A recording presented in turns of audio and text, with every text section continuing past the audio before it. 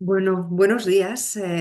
Como os decía, bienvenidos, bienvenidas todas las personas que nos vais a ver en directo. También bienvenidos y bienvenidas todas las personas que luego nos veréis en diferido. Como habéis visto, esta sesión se va a grabar con fines formativos, ¿de acuerdo? Así que bueno. Nos encanta que estéis con la cámara abierta, pero si alguien pues prefiere estar más cómodo con la cámara apagada, tampoco ocurre nada, pero es más cálido, que nos veamos.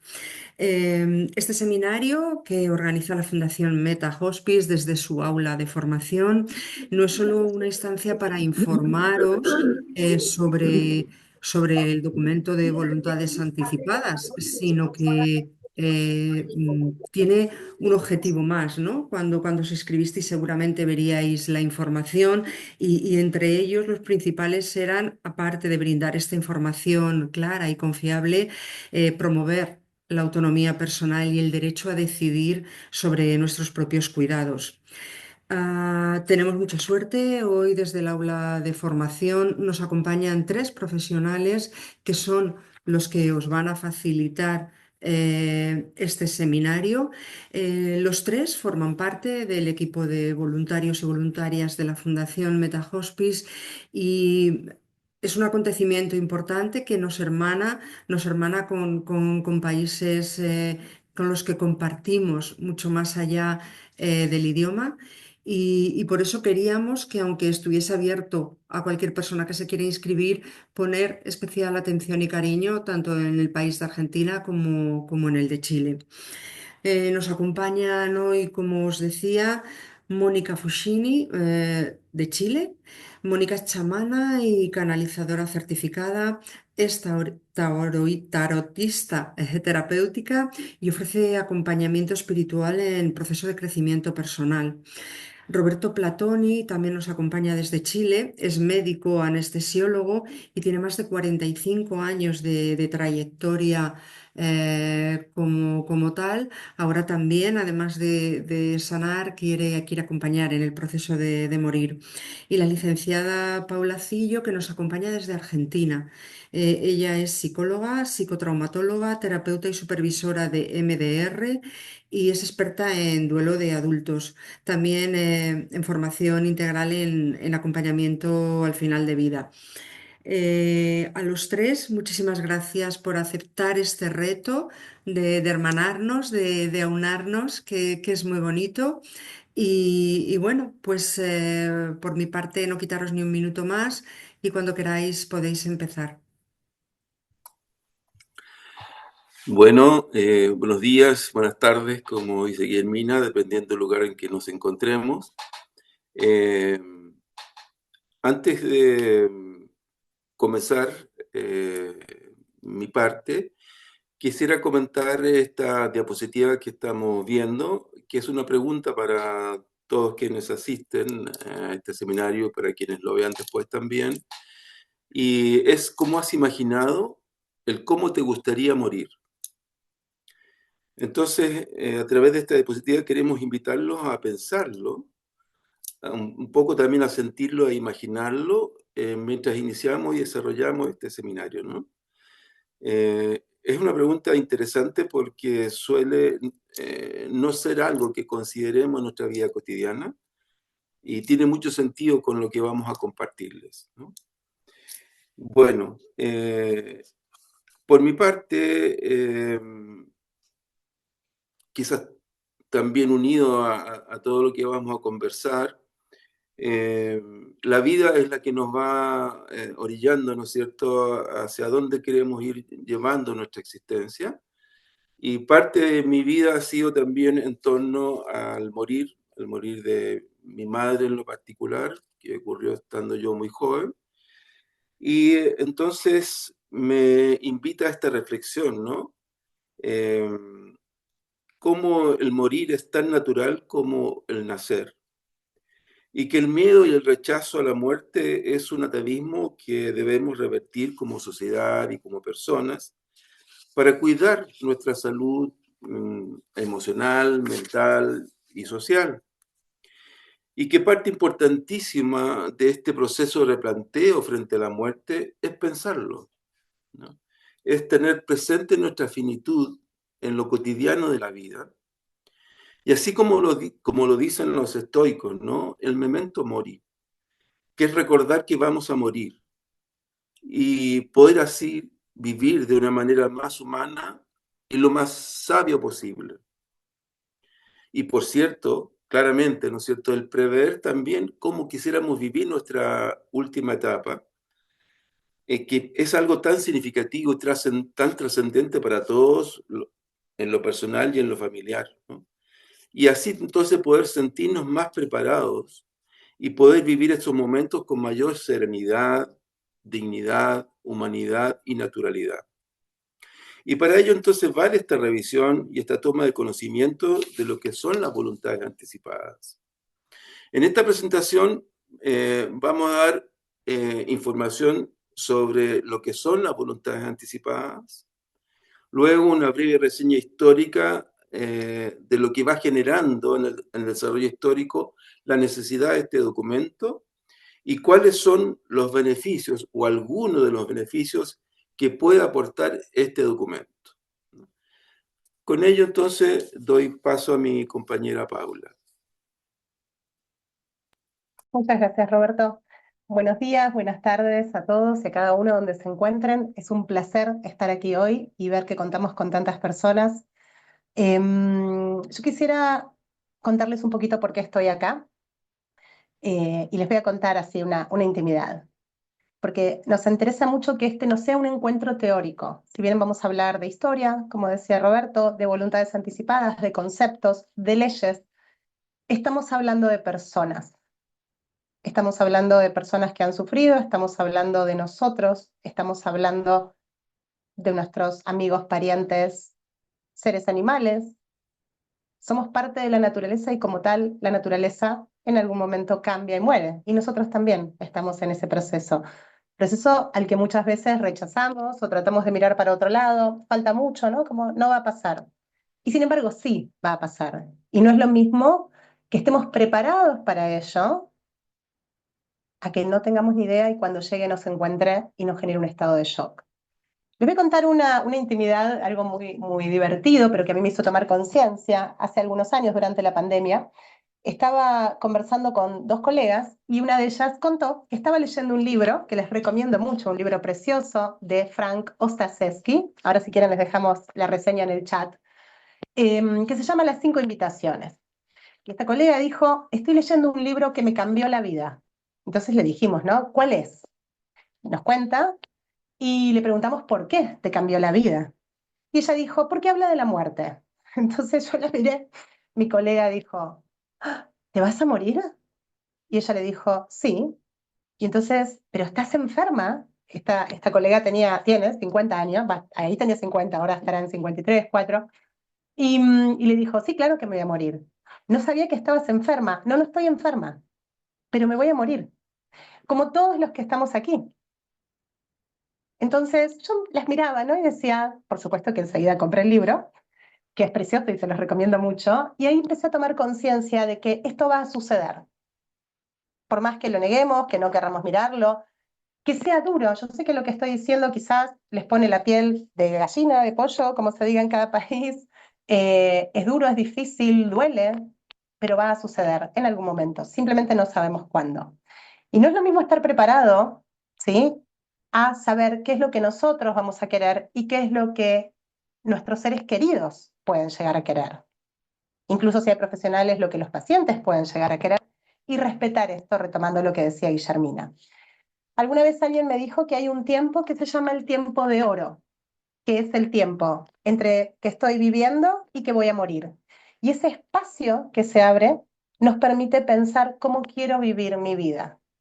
Entonces estamos hoy aquí por esto, para hablarles de derechos que ustedes pueden pedir, porque además este es un tema que no se sabe y que no se difunde demasiado y que es relativamente nuevo, con algo tan infinitamente viejo o antiguo como es la muerte, porque la muerte es parte de la vida. Así que me alegra que estén todos aquí y ojalá nos puedan acompañar hasta el final.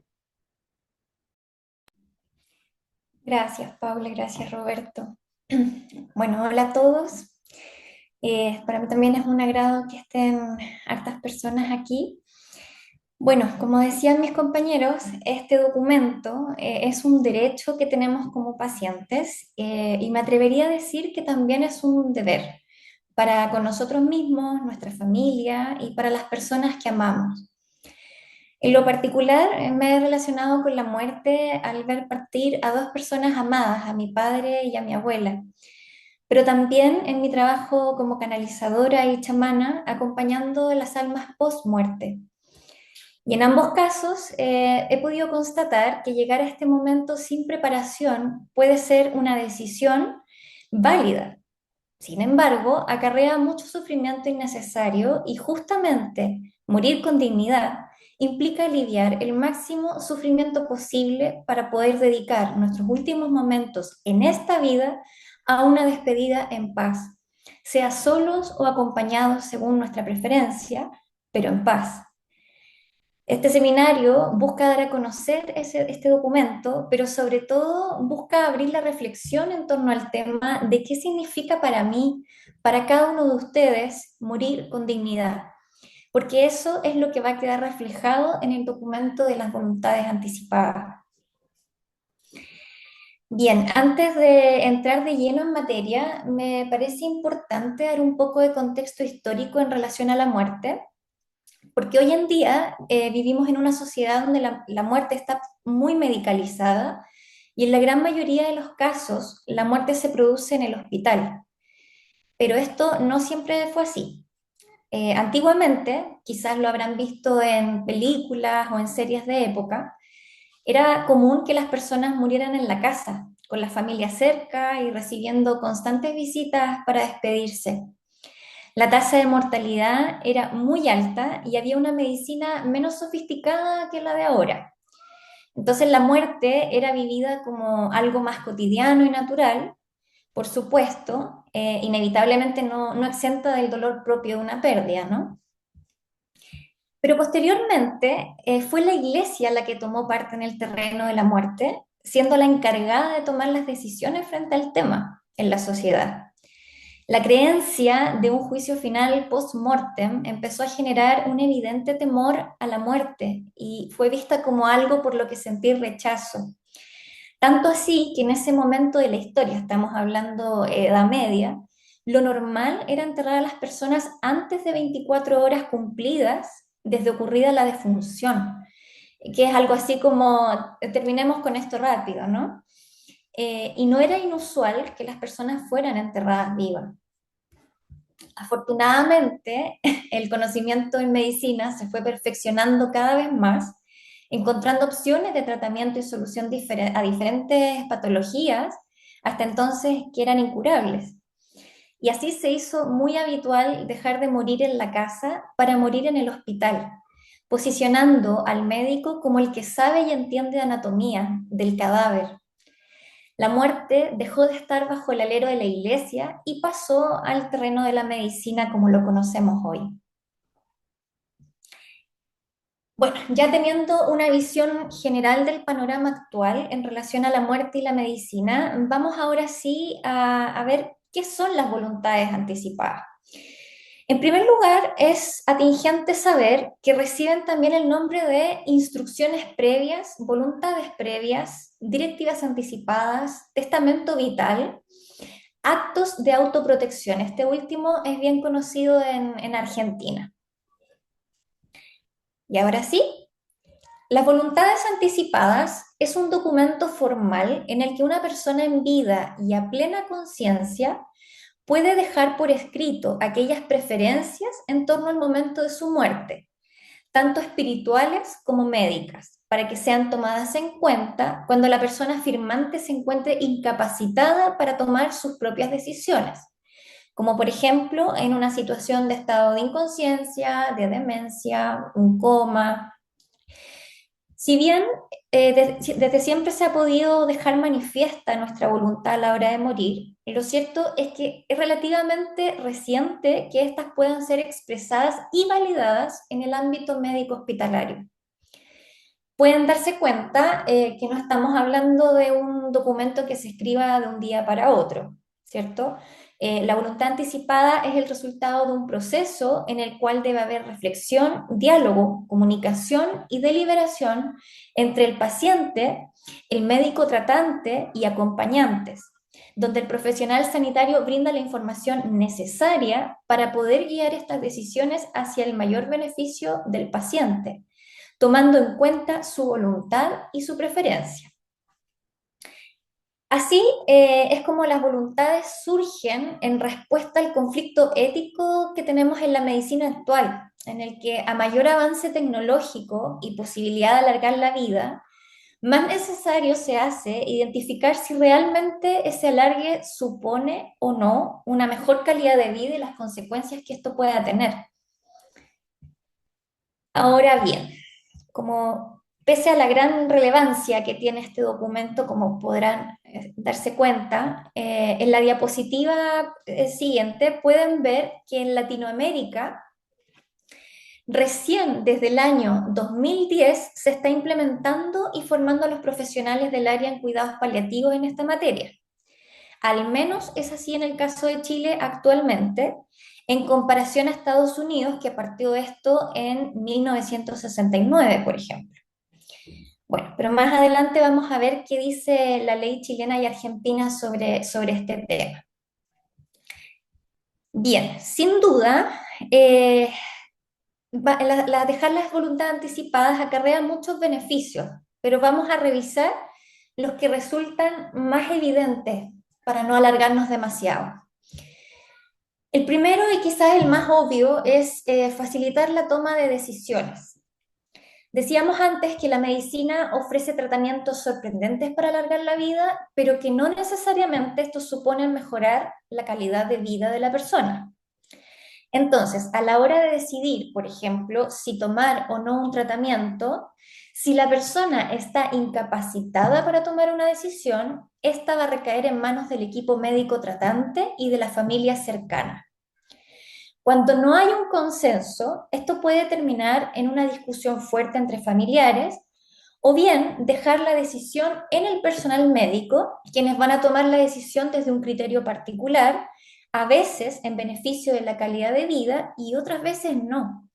No por maleficencia, por supuesto, sino porque han sido formados para salvar vidas y la muerte se vive, en la mayoría de los casos, como un fracaso profesional. Sin ir más lejos, la realidad en Chile es que en muchos hospitales ni siquiera se suele dar a elegir a los familiares, sino que el profesional decide y los familiares, por desconocimiento a su derecho de decidir, en estos casos, terminan por acatar. Bueno, no nos olvidemos que también pueden aparecer intereses emocionales en la familia, como por ejemplo el negarse a dejar partir al ser amado, el apego, ¿no es cierto? Son situaciones que vemos a menudo. Y si algunos de ustedes han estado en una situación como esta, se darán cuenta que tomar una decisión por un otro en un momento tan crítico como este, donde aparece un abanico de emociones, incluso puede haber impacto y el shock, es muy doloroso y es altamente probable que tomar decisiones así resulte muy confuso y no se ponderen bien los pros y los contras de la decisión tomada. No es poco frecuente que posteriormente aparezcan sentimientos de confusión o culpa. Pues bien, el documento de voluntad anticipada resuelve en gran medida este problema. El paciente ha dejado por escrito su preferencia habiendo recibido información adecuada y profesional para hacerlo. Por lo tanto, no hay más decisión que tomar por parte de la familia y el profesional que respetar la voluntad expresada por el paciente. Porque, ojo, no podemos perder de vista que, aunque hay muchos frentes abiertos para todos los involucrados en una situación delicada como esta, el paciente es y sigue siendo el protagonista de esta historia. Y no podemos dejar pasándolo por alto, como solemos hacer. Pues esto también es parte de lo que significa morir con dignidad. Ser considerado, ¿no? El momento de la muerte es, sin importar las creencias de las personas, un momento espiritual y sensible en sí mismo, por lo que la energía debe estar enfocada hacia lo trascendental más que a cuestiones prácticas. la persona va necesitando cada vez más abandonar su cuerpo. Ya no necesita alimentarse como nosotros, por ejemplo. Se dice que la persona moribunda está un poco aquí y un poco allá. Está soltando este mundo, despidiéndose de esta vida. Sea o no acompañado de su familia, sea o no bajo algún tipo de acompañamiento espiritual o religioso, lo importante es vivir este rito de paso según la preferencia y voluntad de quien está muriendo. Bien, la siguiente razón por la que son muy importantes es el respeto por la autonomía y la dignidad. Morir con dignidad no solo es un deseo generalizado, sino que es un derecho estipulado en la ley. Esto quiere decir que tu dignidad no depende de este documento, la tienes por el simple hecho de existir, pero no cabe duda de que el documento puede ser un apoyo para poder morir con dignidad. En todo caso, ¿qué significa morir con dignidad? Bueno, esto va a depender de cada persona, porque ninguna muerte es igual a otra de la misma manera que ninguna persona es igual a otra. Para algunos podrá ser que morir con dignidad sea el derecho a la intimidad, decidir si morir en casa o en un hospital, si quieres ser o no intervenido en las últimas horas de tu vida, dejarte o no cuidar por otros, alargar tu vida artificialmente o no, entre otras muchas cosas que ya vamos a ir revisando y conversando más adelante. Pero la dignidad no se ciñe solamente al ámbito médico. Esta es una parte importante, sí, al momento de la muerte. De eso se trata la autonomía también, y no podemos negar que tomar nuestras propias decisiones a lo largo de nuestra vida nos hace sentir satisfechos. Entonces, ¿por qué no tomar decisiones importantes para nuestra muerte? Es tu vida la que estás dejando, al fin y al cabo. Es tu muerte la que vas a estar experimentando. Es tu cuerpo del que estamos hablando. La decisión es y siempre fue tuya. Por supuesto, cualquier voluntad que esté fuera del marco normativo del país o de la ética del ejercicio de la medicina no podrá ser respetada por el principio médico de beneficencia y no maleficencia. Por otra parte, estaremos quizás de acuerdo todos en que una cualidad importante de morir con dignidad es morir sin sufrimiento, al menos el menor posible. Y dolor no es igual al sufrimiento. Buda decía, el dolor es inevitable, pero el sufrimiento es optativo y produce un dolor añadido. Todo aquel sufrimiento que podamos evitar para este momento va a contar. En caso de dolor, el paciente tiene derecho a recibir toda la analgesia necesaria para que no sufra. Y en caso de sufrimiento emocional, les invito a reflexionar que podemos trabajar en vida lo necesario para llegar a este momento en paz. Para cerrar esta idea, me imagino que puede que en más de alguna ocasión se hayan preguntado más o menos lo que quieren en su muerte, pero si no lo comunicamos y no lo dejamos por escrito, en el momento las palabras van a quedar en el aire y hasta podrían olvidarse. Eso hay que tenerlo en cuenta. Bien, el tercer punto es humanizar la muerte. Las escuelas de medicina no incluyen en su malla curricular materias enfocadas en humanizar la atención. No los preparan para ver al ser humano que hay detrás de la enfermedad. Roberto podrá contarles más sobre esto después. La crudeza propia del oficio va curtiendo al profesional de cierta frialdad. A eso se le suma la excesiva presión que recae sobre ellos, considerando también el poco tiempo en relación a la cantidad de pacientes, condiciones no adecuadas para ofrecer una mejor calidad también en la atención. El proceso natural de la muerte se ha transformado a través de la historia en una cuestión estrictamente técnica y médica. Entonces, humanizar es poner la técnica al servicio de la dignidad de la persona, porque el cuidado no solo requiere de competencia, también requiere sensibilidad, ética y habilidades para la comunicación. Algunos de los criterios que se han consensuado respecto a lo que es prestar una atención humanizada son el respeto a que cada persona es única y se trata de una atención centrada en la persona, porque todos respondemos diferente a las crisis vitales. El reconocimiento del protagonismo de pacientes y familiares, lo que exige contar con información clara y precisa para comprender la situación y las opciones terapéuticas, asumiendo responsabilidades y colaborando en el restablecimiento de su salud. y la necesidad de convertir los hospitales justamente en espacios hospitalarios, para que quien está muriendo y quienes la acompañan puedan vivir íntimamente y en paz el proceso natural de la muerte. Para cerrar este punto, me parece importante dar a conocer el proyecto UCI, que es Humanización de las Unidades de Cuidados Intensivos, que nace en el año 2014 en España y que propone, a través de la investigación, propiciar un nuevo modelo de unidades de cuidados intensivos. El proyecto se ha extendido ya a nivel mundial, incluso ha recibido buena retroalimentación de unidades que ya han implementado este modelo, y es más, son muchos los profesionales interesados en dar continuidad a este tema. Incluso en Chile también los hay, por lo que se realizan charlas y congresos anuales. Es más también, en Chile el Ministerio de Salud y la Fundación SOCHIS, que es la Sociedad Chilena Interdisciplinaria de Humanización, ya están en contacto con el proyecto UCI. Por el momento solo se ha llegado a hacer el contacto, pero lo interesante es conocer que ya está al menos la intención de implementar este modelo en Chile. Por cierto, les tengo que mencionar que uno de los líderes del proyecto es Gabriel Heras, que tuvimos la suerte de tener como profesor en la formación de Meta, y además él es miembro del patronato de la Fundación Meta Hospice. Bien. Entonces, el último punto que nos parece importante resaltar es: la muerte es natural, hablemos de ella. Dicho todo lo anterior, nuestra invitación como equipo es a empezar a ver esta etapa al final de la vida más que como una enfermedad, una pérdida, como un momento de honrar lo sagrado del momento de morir. Estamos dejando una vida y trascendiendo lo desconocido. ¿Han dimensionado alguna vez lo que significa esto? Fuerte. Merece la pena que le demos espacio a esto durante nuestra vida, ¿no?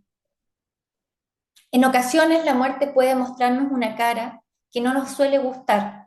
Hay un notable deterioro físico y cambios en el ser que son fuertes de ver para los que aún estamos en plena vida. Pero la muerte es así, el cuerpo va perdiendo su fuerza porque la conciencia o el alma ya no lo necesita en ese nuevo lugar al que se dirige. Hablar de la muerte, lejos de atraerla como algunas supersticiones podrían creer, ofrece gran alivio, porque a fin de cuentas es lo único que todos tenemos en común sin excepción. Las fotos elegidas para esta diapositiva dan cuenta de algunas pinturas medievales, puesto que en ese entonces, que la muerte estaba muy cerca, solía dibujársela danzando junto con los vivos, porque el lema era: si no hay cómo evitarla, mejor bailemos con ella. Y luego, bueno, están las imágenes de México y India, que tienen sus propios ritos de conmemoración de la muerte y que lo ven como algo natural. Hay varias culturas en el mundo que lo viven así también. Ahora bien, ¿cuándo rigen las voluntades? Bueno, a mí me gustaría ya escucharles y saber qué piensan de cómo se sienten respecto a este documento con lo que sabemos hasta ahora, pero me atrevería a decir que para muchos, por un lado, puede generar cierta tranquilidad, pero por otro puede asustarnos redactar un documento así de serio. No pasa nada, este documento se puede reescribir las veces que se desee y siempre tendrán derecho a recibir información adecuada para redactarlo. Además, el documento corre si y solo si la persona que lo firma, por las razones que fuere, quedara incapacitada para manifestar su voluntad plena y conscientemente. Hasta entonces, lo que ustedes manifiesten en forma verbal cuando llegue el momento, siempre va a prevalecer, sin importar cuán contradictoria puede ser esa voluntad con el último documento que hayan firmado. Y como dije anteriormente, eso es así porque el documento, su finalidad es buscar dar tranquilidad y bienestar a la persona. Es el resultado de un proceso de deliberación que se va adecuando según sean las circunstancias. Y en la medida de lo que sea ética y legalmente posible, el objetivo último de este documento es respetar la voluntad del paciente en cuanto a su atención recibida en los últimos momentos antes de trascender esta vida. Bien. Respecto de Chile, hay leyes en materia de salud, pero hay dos que vamos a comentar ahora, bajo las cuales se sostiene el documento de la voluntad anticipada. Por primero está la ley 20.584 del año 2012, que regula los derechos y deberes que tienen las personas en relación con acciones vinculadas a su atención de salud. No nos vamos a detener ahí. Pero luego está la ley 21.375 del 2021, que consagra los cuidados paliativos y los derechos de las personas que padecen enfermedades terminales o graves. Y aquí se incluye en este tipo de cuidados a personas con condiciones no oncológicas. Y se establece, me voy a detener en algunos puntos importantes, en lo siguiente. Toda persona que padece una enfermedad terminal o grave tiene derecho a cuidados paliativos. Velar por el buen morir, libre de estrés y sufrimiento evitable, o muerte en paz de las personas que padecen una enfermedad terminal o grave. En cuidados paliativos se tiene derecho a la información oportuna y comprensible de su estado de salud, ser acompañada, respeto por su autonomía y otros reconocidos por la ley en la atención de salud. Y de la información y la autonomía de la voluntad, la persona que padece una enfermedad terminal o grave tiene derecho a otorgar o denegar su voluntad para someterse a cualquier tratamiento que tenga como efecto prolongar artificialmente su vida, incluso en las atenciones domiciliarias, sin perjuicio de mantener las medidas de soporte ordinario. O sea, esto quiere decir que si ustedes decidieran, por ejemplo, no recibir tratamiento, en ningún caso eso va a significar que les dejen sin atención de salud, ni de cuidados, ni de confort para que este momento sea lo más aliviado posible. Y por último, me parece importante resaltar que en esta ley todo niño, niña y adolescente tiene derecho a ser oído respecto a los tratamientos que se le aplican y a optar entre los tratamientos que esto le otorguen. Obviamente, según su situación le permita, su autonomía, su edad, su madurez, desarrollo mental, etc. Y deberá dejarse constancia por escrito en la ficha clínica de que el niño, niña o adolescente ha sido informado y se le ha oído. Así que, como pueden ver, estas leyes favorecen el buen morir en nuestro país. Sin embargo, muchos, y acá chilenos, nos habremos podido constatar que de lo que está legalmente escrito a la práctica hay una diferencia muy notoria en algunos casos incluso. La buena noticia es que esta ley se acompaña por el reglamento publicado en el Diario Oficial en 2023, que indica que el Ministerio de Salud tendrá que disponer del formato para la declaración de voluntades anticipadas reguladas en el artículo 10 de dicho reglamento. Así que con esta favorable normativa para nuestro país, ya sabemos que este documento podemos solicitarlo en cualquier centro de salud y nos debe ser otorgado. Acá en Chile estamos hablando. Como se dijo anteriormente, muy recientemente se está integrando esta práctica en las unidades de cuidados intensivos y paliativos de todos los centros de salud, tanto así que ni siquiera se cuenta aún con una retroalimentación para saber cómo ya está funcionando.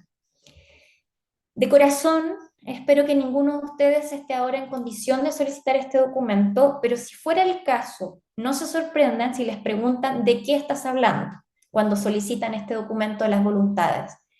Eso al menos en la atención generalizada. Ahora bien, los profesionales de esta área sabrán orientarles, pues ellos están solicitando y recibiendo constantemente formación en este tema, justamente con la intención de humanizar y poner su práctica médica en beneficio del bienestar del paciente. Por lo anterior, y porque es un trabajo de todos lograr que esto se implemente bien, es nuestra responsabilidad y derecho el poder solicitarlo expresamente y pedir orientación médica para poder escribirlo.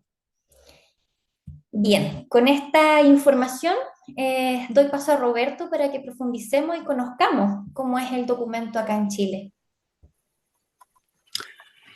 Muchas gracias, Mónica. Bueno, el Ministerio de Salud en Chile es quien ha elaborado formalmente este documento. Pero antes de continuar con la presentación en sí misma, me gustaría invitarles que vayan pensando, anotando, o si quieren ustedes en el chat, formulando alguna inquietud, parecer, preguntas, opiniones, ¿no es cierto?, sobre todo lo que vamos aquí presentando para que esto pueda ser también dinámico y podamos ir tratando de responder sus inquietudes, ¿no es cierto?, en la medida de lo posible. Bueno, este formulario de la declaración de voluntades anticipadas tiene dos aspectos. Lo que debe contener, como ustedes lo pueden visualizar en el lado izquierdo de este documento, y qué es lo que se pregunta. Debe contener la individualización, la identificación de la persona que está haciendo su declaración, del médico tratante, quien además tiene que certificar que la persona que está haciendo su declaración está en condiciones de hacerlo. Actúa como, digamos así, ministro de fe, el director del hospital o el jefe de servicio o quien esté designado, qué profesional esté designado para ejecutar esta función. El médico tratante también tiene que especificar el diagnóstico de la enfermedad o condición de salud de la persona, ¿no? Las instrucciones, que son en el fondo las preguntas que se van respondiendo, ¿no?, sobre el proceder de las decisiones de carácter vital de la persona que está haciendo su declaración, si hubiera algún método de apoyo utilizado en este proceso y, ¿no es cierto?, las firmas correspondientes o, en su caso, la huella digital de las personas que están procediendo en este documento. Bueno, vamos a ver el documento en sí mismo. Bueno, aquí tienen, perdón, antes que pase, ahí tienen los links, ¿verdad? Que a lo mejor podemos anotarlo después en el chat para que ustedes lo puedan ver, ¿no es cierto?, o visitar directamente a través de estos links que quedan aquí expuestos. Veamos lo que sigue. Entonces, aquí vamos a comenzar a ver lo que es el formulario en sí mismo. Vamos a tratar de verlo someramente, donde primero aparece, ¿no es cierto?, la persona que formula esta declaración, que está en conocimiento, que tiene una condición de salud, ¿no es cierto?, compleja, irreversible, etcétera, etcétera, ¿no es cierto?, y individualizado con su nombre, apellido, y posteriormente aparecerá entonces el documento de identidad y la firma correspondiente. Ahora, frente a estas preguntas, la persona tiene como 4 opciones de respuesta. Hay que decirlo, ¿no?, que este es un documento que, si bien es una puerta de inicio importante que abre el MinSal, es un documento que necesita con el tiempo ir siendo mejorado, optimizado, revisado, y seguramente muchas veces, ¿no? Porque todavía, a mi parecer, está todavía incompleto, quizá insuficiente, ¿no? Y recordar que como ciudadanos y como personas y como miembros de la sociedad, la muerte es una vivencia muy de cada quien, ¿no? O sea, entonces cada quien, quizás tenemos muchos otros considerando que lo están aquí establecidos, que apuntan fundamentalmente a la cosa de salud, pero hay muchos otros aspectos, ¿no? Como mencionaba Mónica, nuestras preferencias de cuidados espirituales o de asistencia espiritual, y pueden haber muchas otras inquietudes, ¿no?, que es necesario considerar en este documento de voluntad anticipada.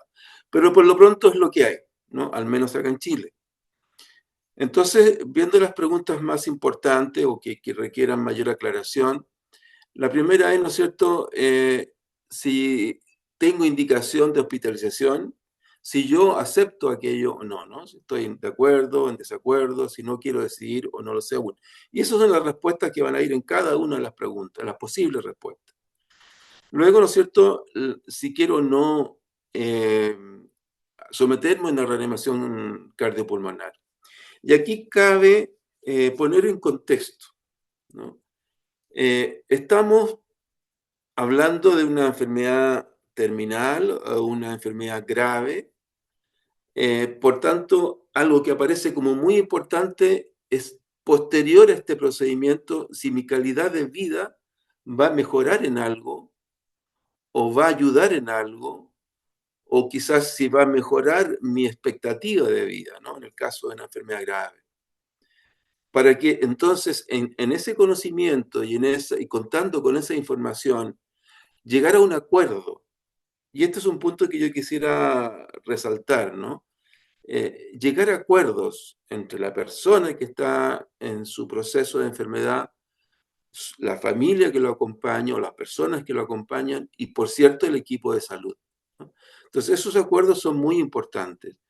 Y la otra observación que me parece muy válida también frente a estas acciones o tratamientos o procedimientos médicos o de salud es que despejarnos un poco de lo que es la idealización de los actos médicos y considerar que todo acto médico y todo procedimiento, sobre todo a estas alturas de la situación, son procedimientos que implican riesgos y complicaciones.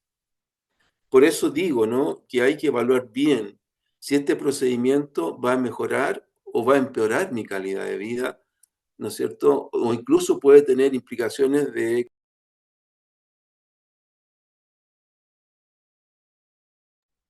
Perdón, Roberto, perdóname, te has muteado el micrófono. Si puedes abrírtelo. Uy, Gracias. sí, disculpen, no se escuchaba nada entonces. No, no, Bueno, ha sido los 20 segundos últimos, tranquilo.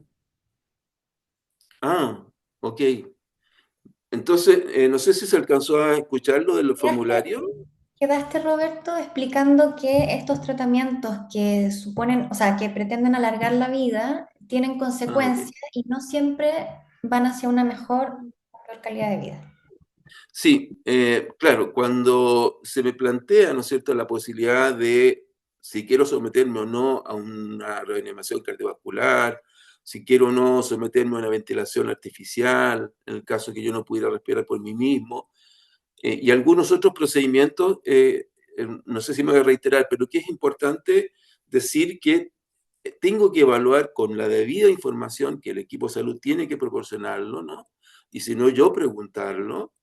Recordar que yo o la persona que está en este proceso de enfermedad y de eventual muerte es el protagonista, ¿no? Y tiene todo el derecho y tiene el respaldo legal para que cuente con toda la información necesaria para poder tomar una buena decisión, ¿no?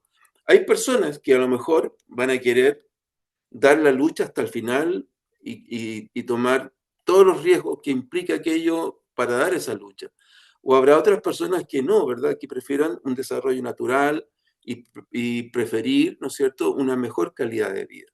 Y por eso que entonces todas estas preguntas son importantes y estas consideraciones en cuanto a si va a ser un aporte o no en mi calidad de vida. Bueno, entonces decía, ¿no es cierto?, que esto es aplicable a la reanimación, a la ventilación mecánica. Eh, si también se me plantean exámenes, por ejemplo, que no van a mejorar mi pronóstico, si quiero hacerlo o no quiero hacerlo, ¿no? Eh, lo mismo frente a si ya no soy capaz, ¿no es cierto?, de alimentarme por mí mismo, si deseo que se me intervenga, que se hagan procedimientos sobre mi cuerpo para poder proporcionarme esa alimentación, que también tienen, por cierto, sus riesgos y complicaciones. Lo mismo sobre la hidratación cuando ya llegue el momento en que no voy a ser capaz de beber agua por mí mismo. Bueno, hay un punto, ¿no es cierto?, que tiene que ver con la sedación paliativa, que se menciona aquí y que puede ser un punto a discutir, ¿no?, o a conversar, ¿no? La sedación no es sinónimo de que se va a cortar mi vida. Puede ser, sin embargo, que de alguna manera esto incida, ¿no?, dada una condición de gravedad en que se puede encontrar la persona, pero no apunta a eso.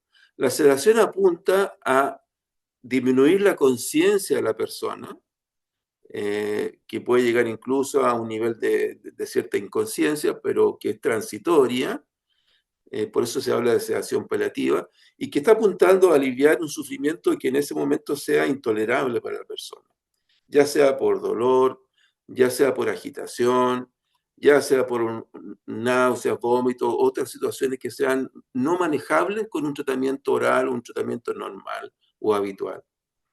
Si vemos la diapositiva siguiente, bueno, aquí podremos ver, ¿no es cierto?, si lo que decía Mónica hace un rato atrás, ¿no es cierto?, si mi deseo es fallecer en el hogar y no en un centro de salud. Si deseo que mis familiares y más cercanos me acompañen en toda esta etapa, y si deseo recibir asistencia espiritual, especificando cuál de ellas yo quisiera recibir. Y aquí el formulario deja un pequeño ítem, ¿no es cierto?, que a lo mejor puede ser muy importante para muchas personas, donde expreso yo algunos otros deseos relativos en tanto a la atención de salud o con la calidad de vida con la cual yo quisiera vivir esta etapa. Y allí luego entonces ya viene la identificación de las personas que firman este documento, que ya lo mencionamos, que es la persona que hace su declaración, que es el profesional tratante, es el director del establecimiento, y quienes van a representar a la persona en la situación en que ella, y en base a la respuesta que la persona dio en cuanto a sus voluntades anticipadas, pero van a ser las personas que lo representen o que la representen en caso en que ella ya no esté en condiciones de poder hacerlo por sí misma. Pueden ser una o dos representantes. Si vemos la siguiente, allí también aparecerá, ¿no es cierto?, si hay alguien que ha intervenido, que ha ayudado en la redacción de este documento, que puede ser alguien que por una razón de idioma, por una relación que falta algún sentido, ceguera, audición u otro, ¿no es cierto?, sea un problema de interculturalidad que dificulte, ¿no es cierto?, para la persona, y entonces es bueno que haya alguien que apoye en la confección de este documento.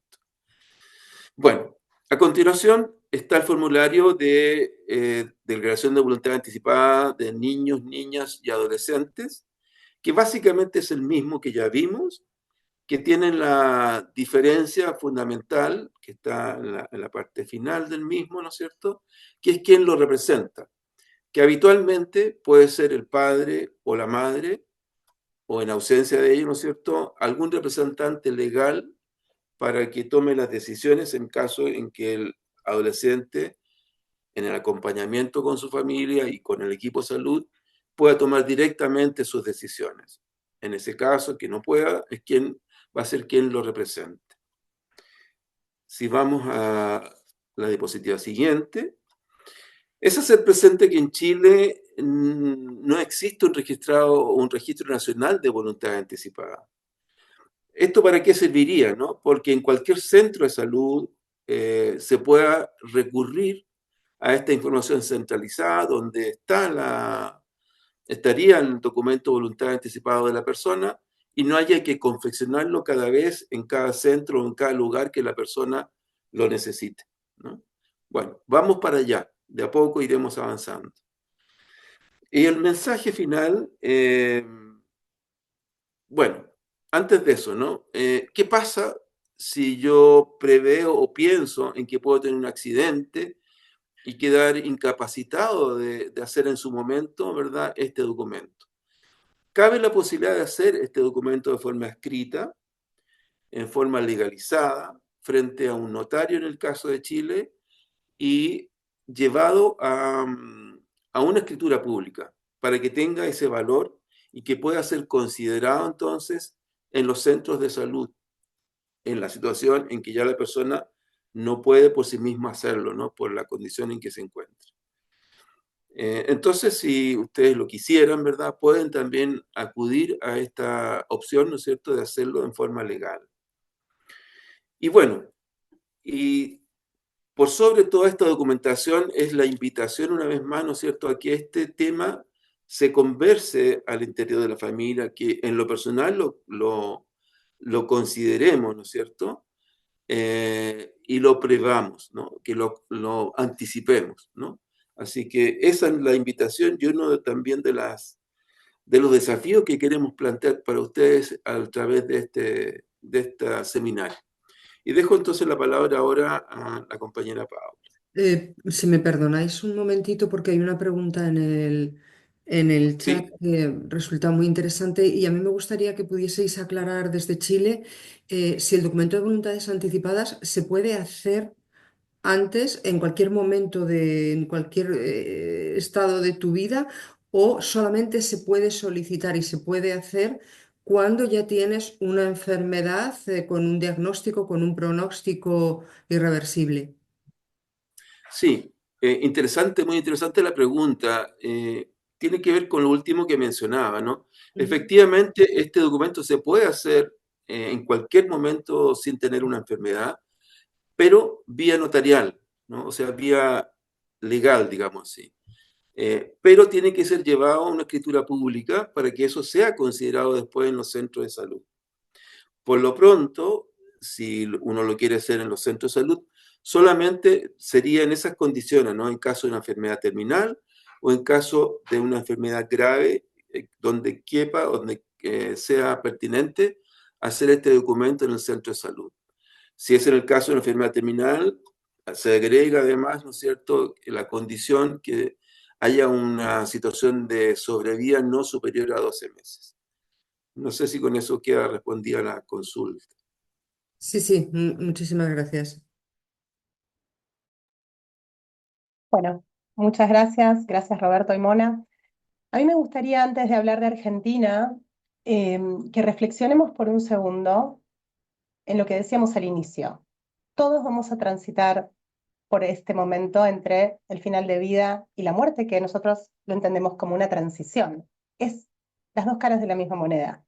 Y nos gustaría que cuando eso pase, que generalmente entramos en estado de shock, ya sea porque es un accidente o porque es una enfermedad o por lo que fuere, tengamos siempre presentes que tenemos derechos, que tenemos libertad, que tenemos que ser respetados en lo que deseamos, que tenemos humanidad, autonomía, dignidad y seamos compasivos con nosotros y con quienes nos rodean. Les voy a hablar un poquito de Argentina. En Argentina estamos, no sé, estoy ahí como medio en debate, si estamos atrasados o no con la cuestión de las voluntades anticipadas. Para mi gusto, sí.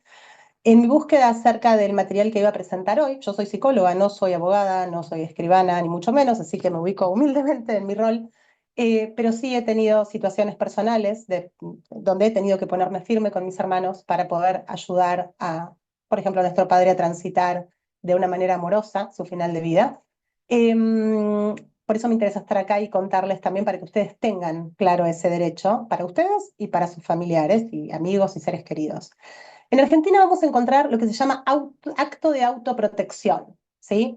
Lamentablemente no tenemos un documento como tiene Chile, tenemos algo parecido. Ahora igualmente les voy a hablar de cuáles son las áreas de oportunidad en Argentina. Me encantaría que haya abogados aquí, me encantaría que haya médicos aquí. ¿Y por qué? Porque tenemos una gran oportunidad para poder ayudarnos entre todos, porque todos vamos a transitar por ese lugar. Y los médicos yo creo que son los más perjudicados porque muchas veces tienen esta cuestión de la frustración de que, y un poco la universidad, ¿no? Que si ellos no salvan las vidas están fracasando, y esto no es así. Entonces, el acto de autoprotección, simplemente para mencionarlo, es aquel en el cual una persona deja plasmada su voluntad de manera fehaciente. Y algo que es muy importante es que lo hagamos en el momento en que tengamos la aptitud suficiente para ello, para que esto sea respetado en el futuro. Entonces, no esperemos, hagámoslo ahora. Empecemos a pensar, empecemos a escribir. Algo que me pasó a medida que buscaba las leyes, para hablarles el día de hoy de cómo había sido este tránsito en Argentina, me encontré yo buscaba leyes, ¿no? Y ver un poquito ahí como la historia, y encontraba personas que habían sufrido, y encontraba familiares que habían sufrido juntos con esas personas. Entonces, les voy a hablar, van a ver que esta slide es un poco rara, pero me gusta y me conmueve que sea así, porque vamos a ver la ley y estas personas que a lo largo de que las leyes se iban dictando, estaban sufriendo, tanto ellos como sus familiares, para no perder de vista esto, que estamos hablando de seres humanos. Recién en el año 90 en Argentina se empieza a mirar al mundo y se empiezan a abrir debates éticos y jurídicos en torno a los derechos de los pacientes y a las voluntades anticipadas, pero de una manera, digamos, como muy, muy en el aire. Todavía no había una legalidad. En el año 94, Marcelo Díez, no sé si hay gente de Argentina aquí que recuerde este caso, yo no lo conocía. Marcelo estaba yendo a votar en una moto, él era de la provincia de Neuquén, y luego iba a comer un asado con su familia.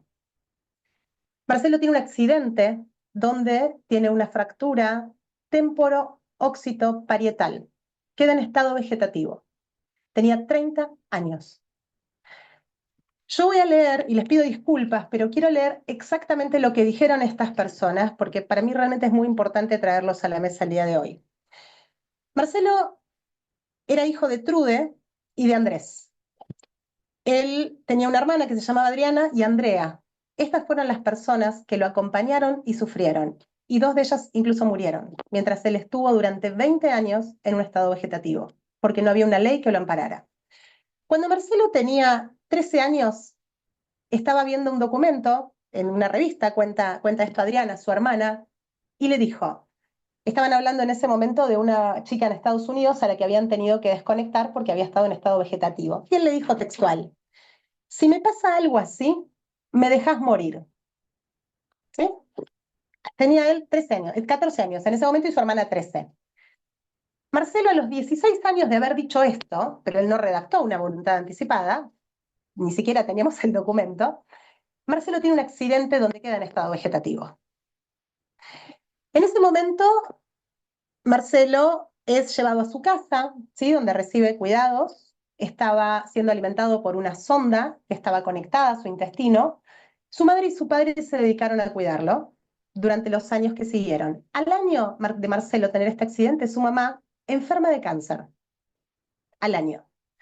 Ella decía que no quería morir antes que su hijo. Bien, murió 7 años después. 5 años más tarde muere su padre.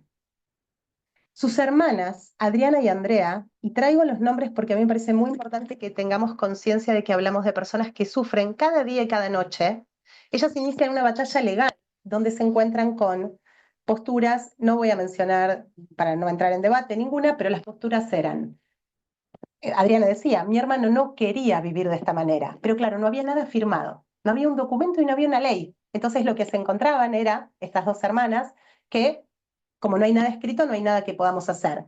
Las respuestas eran que su cuerpo no estaba lo suficientemente deteriorado para poder pensar en algo terminal, pero sabemos que esto era irreversible. Bien, pasaron 20 años hasta que Marcelo logró ser desconectado y pudo morir en paz.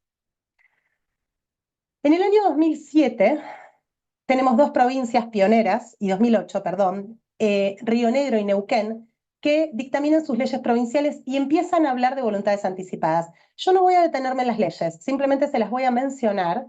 En todo caso, se las podemos enviar si quieren para que ustedes las puedan ver y puedan interiorizarse. Porque además en Argentina no hay algo a nivel nacional, entonces cada uno desde el lugar donde esté, e incluso quienes estén en otros países, pueden ir pensando de qué manera investigar qué es lo que existe en sus países. Tenemos estas dos leyes provinciales y de pronto Camila Sánchez. No sé si alguien recuerda el caso de Camila. Camila en el año 2008 no había nacido, fue un embarazo donde por una cuestión de praxis médica ella nace muerta. ¿Sí? Hay una interrupción de la vía aérea, ella nace con, lo voy a leer textual, falta de oxígeno que deriva en un paro cardiorrespiratorio. La reanimaron durante 20 minutos. Logró sobrevivir, dice el documento. Pero el daño fue tan grande que entró en un estado vegetativo permanente e irreversible. Camila tenía una hermanita de 7 años en ese momento, y un papá y una mamá que pidieron que por favor le permitieran tener una muerte digna. 3 años le llevó a esta familia poder lograr que se escuchara la voluntad de estos papás, porque Camila no podía expresar su voluntad y nunca iba a poder. La mamá de Camila, y disculpen que lea, pero a mí me parece realmente importante que estas personas estén hoy acá porque hacen parte de la ley que tenemos hoy en Argentina. La mamá dijo, y se llama Selva su mamá, pasó por este mundo y nos dejó más derechos a todos. No fue en vano tanto dolor y sufrimiento.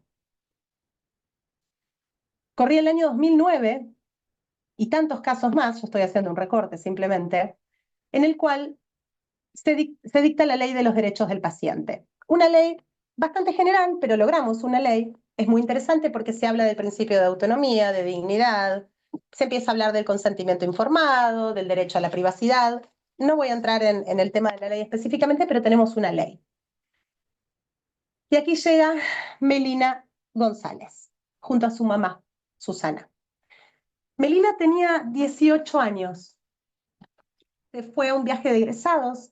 Aquí en Argentina, cuando terminan la secundaria, suelen irse de viaje de egresados los chicos. Y cuando vuelve con un fuerte dolor en su espalda, Melina tiene un diagnóstico de un linfoma.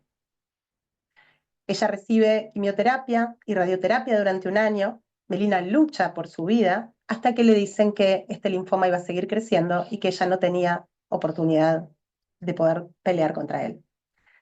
Yo quiero leerles lo que dijo Melina, que fue una de las grandes impulsoras de la ley de muerte digna, que vamos a ver. Bueno, acá tenemos otra ley provincial, acá. Me voy a detener en la ley de muerte digna del año 2012. Melina dice, esto, a ver, para que tengamos conciencia, ¿no? Es una larga batalla judicial de una persona que está sufriendo, una familia que está sufriendo con sus días, con sus noches, con dolor cada segundo, y encima tienen que pelear porque alguien los escuche. Melina dijo, quiero transitar lo último que me queda en paz, sin sufrir, durmiendo. Pensando en lo que decía hace un ratito Roberto respecto a la sedación, cuando ya los medicamentos, cada vez voy a necesitar más medicamento porque ya no va a poder paliar el dolor. Entonces, un cuidado paliativo no es voy a dejarlo morir, es voy a permitirle transitar el tiempo que le quede en este mundo y su tránsito de la manera más amorosa y compasiva posible. Lo que encontró Melina en ese momento de un comité de ética fue que su petición era rechazada porque no estaba en la fase terminal adecuada para poder escucharla. Y ella dijo, no es digno vivir así. Tengo paralizado casi todo el cuerpo y lo poco que siento me duele. 19 años tenía en este momento. Una adolescente, ¿sí? No puedo sostener ni una taza y tengo que estar acostada. Me ahogo, no puedo respirar. Sé que esto es molesto quizás, escuchar esto, pero me parece que es importante. No es vida, no quiero seguir así. Y ellos no me entienden. Piensan que siempre se puede salir adelante. Pero yo no doy más, no puedo. Finalmente, Melina fue escuchada y no solo esto. Gracias a Melina y a tantas otras personas, hoy tenemos una ley de muerte digna. Luego de esta ley, bueno, yo menciono las provincias porque a mí me parece que es un reconocimiento y es muy importante. Tendríamos que tener algo a nivel nacional en este país y hacia allí vamos y esperemos que así sea. Tenemos una ley de Córdoba, ahora sí me voy a detener un poquito ahí porque me parece muy interesante, y tenemos un artículo del Código Comercial y Civil, el artículo 60, donde empieza a hablar más de las voluntades anticipadas. Las voluntades anticipadas empiezan a esbozarse entre la ley de los derechos del paciente y con más fortaleza en la ley de muerte digna. Ahora les voy a mostrar. Lo que dice el Código, el artículo 60 del Código Civil y Comercial, habla de la edad a partir de la cual nosotros... A ver, yo me estoy refiriendo solo a lo médico, pero ahora voy a hablar de todo lo demás. ¿Por qué no hay que esperar a estar enfermo o a tener un accidente? Porque es demasiado tarde, diría Ostaseski. Sí, hay que empezar a pensarlo hoy, porque sabemos que ese viaje en algún momento lo vamos a hacer. Entonces, la diferencia entre la ley de los derechos del paciente y la ley de muerte digna básicamente es que la ley de los derechos del paciente es general, habla, como les decía antes, consentimiento informado, dignidad. No me voy a detener porque ya hablamos de esto. Pero la ley de muerte digna sí habla de poder rechazar esa vida que se extiende artificialmente, como en el caso de Marcelo, como en el caso de Camila, como en el caso de Melina. Permite suspender la hidratación y la alimentación artificial si el paciente lo solicita. ¿Cuántas veces nos desesperamos porque no come? No necesita comer en ese momento, necesita quizás que le tomemos la mano, como dice Vicente Arráez, que fue, en mi caso, una luz en el camino en el acompañamiento de mi padre. Y expresa que si uno no puede expresarse, la familia o el representante legal puede decidir. Bien, quisiera acá detenerme, y acá otra vez se nos pone la piel de gallina, pero esto ocurre porque los niños y los adolescentes también mueren. Todos morimos. Algunos se nos adelantan. Tenemos una ley también para estos chicos. Si bien en Argentina los jóvenes entre 13 y 16 años pueden decidir sobre tratamientos no invasivos por sí mismos, No hay un documento de voluntades anticipadas para esta edad, el documento es a partir de los 18 años. Sin embargo, es muy importante y teniendo en cuenta los casos que hemos mencionado recién, que se sepa que a partir de los 16 años o más pueden tomar decisiones sobre su salud, incluyendo la posibilidad de rechazar tratamientos médicos. No tienen voluntades anticipadas, pero aquí sus padres o cuidadores pueden aparecer como siendo las personas que firmen por ellos. Ahora les voy a hablar un poquito de qué es lo que sí tenemos. Quiero felicitar a la provincia de Córdoba especialmente. Ellos tienen un registro de voluntades anticipadas. No sé si ubican Córdoba para los que son de otros países. Bueno, es una provincia preciosa en el centro del país. Yo le escribí al equipo, ahora vamos a poner en el chat para que ustedes tengan toda la forma de poder comunicarse. El problema es que para tener esta ley, este registro, tendríamos que estar en Córdoba, y yo desafortunadamente no lo estoy. Pero acá lo que tienen que hacer es, si quieren registrarse, es un registro online, ustedes escriben, atienden muy amablemente, y les explican cómo tienen que hacer, y no tienen que estar enfermos para hacerlo. Podemos hacerlo con anticipación, que es lo que queremos transmitir hoy. Bien, registros actuales en el AMBA. AMBA, para quienes no son de Argentina, es, digamos, todo lo que tiene que ver con la capital federal y el Gran Buenos Aires. Nosotros tenemos dos hospitales, el italiano y el CEMIC, que ellos tienen también registros de voluntades anticipadas. Es decir, si yo soy internada en alguno de estos nosocomios, puedo pedir, hay todo un equipo, los invito a que entren, les podemos compartir los links, pero para que sepan quienes son de Argentina, que allí pueden pedir su registro de voluntad anticipada. Y el hospital italiano en particular tiene el registro de historia clínica online, que es muy interesante porque cualquier profesional de este hospital puede ingresar y ver qué es lo que quiere ese paciente, ¿sí? En el caso de no poder decidir. A esto tenemos que ir. ¿Qué tenemos en Argentina? Tenemos el Colegio de Escribanos de la Ciudad de Buenos Aires, ¿sí? A donde nosotros podemos remitirnos para pedir que el documento de voluntades anticipadas, en caso de hacerlo previo a una internación, yo el mío ya lo hice, y hoy por ahora entiendo que no estoy enferma, pero me voy a morir algún día, así que ya lo escribí por las dudas, y si quiero cambiar algo lo puedo hacer. Por eso, como decía Mona, es un proceso. Nosotros podemos hacerlo por escrito, ante un escribano o un juzgado de primera instancia. ¿Qué pasa? Yo escribí a varios juzgados de primera instancia y recibí la respuesta de no sé de qué me estás hablando. Insistan, ¿sí? Insistamos. Si no saben de qué les estamos hablando, les compartimos la ley, ¿sí? Porque es muy importante. Por eso estamos acá y por eso los invitamos también a que difundan este seminario.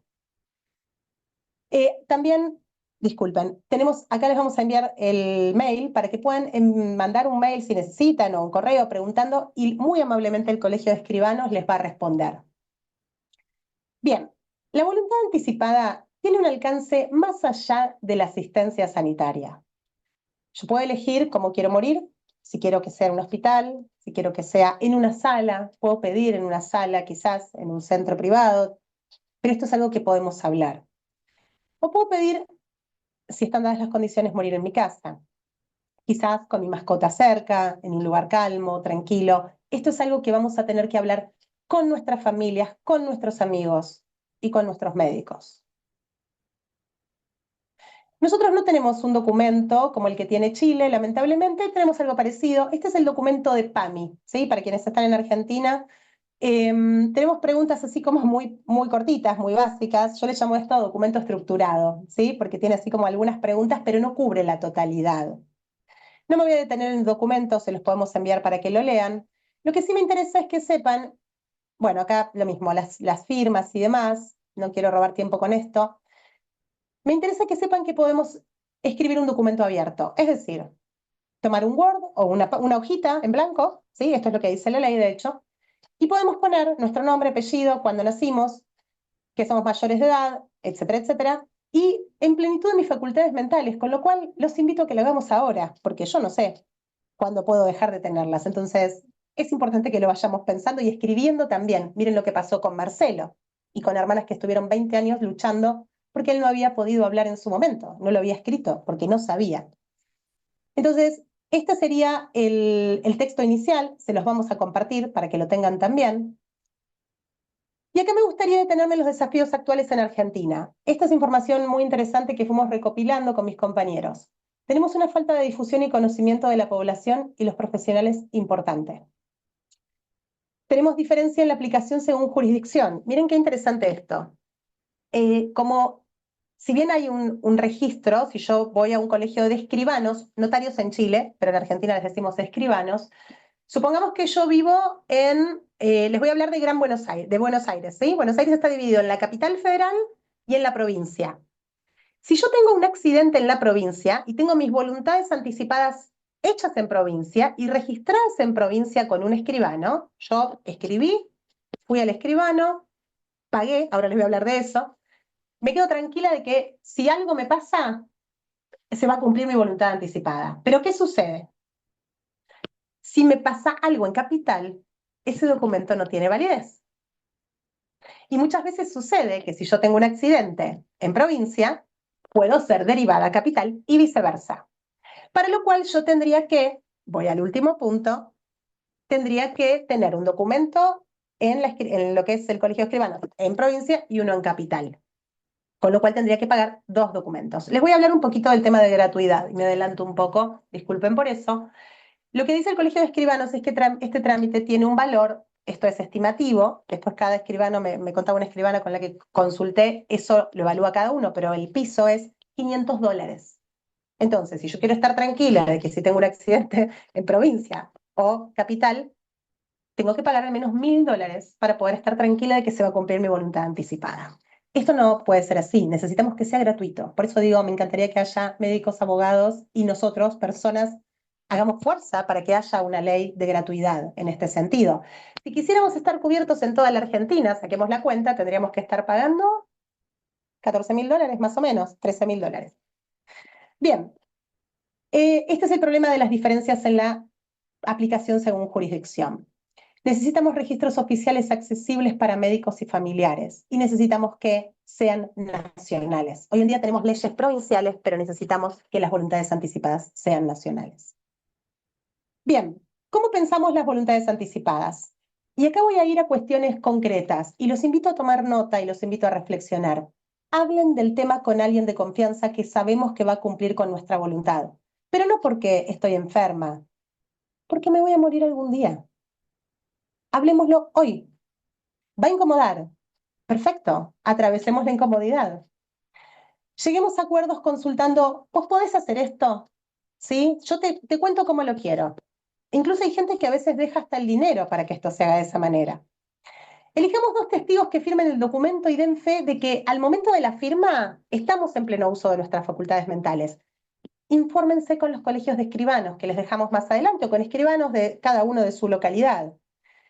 Insistan. Esto es lo que queremos que se lleven hoy. Insistan. Tenemos derechos y tenemos que hacerlos valer.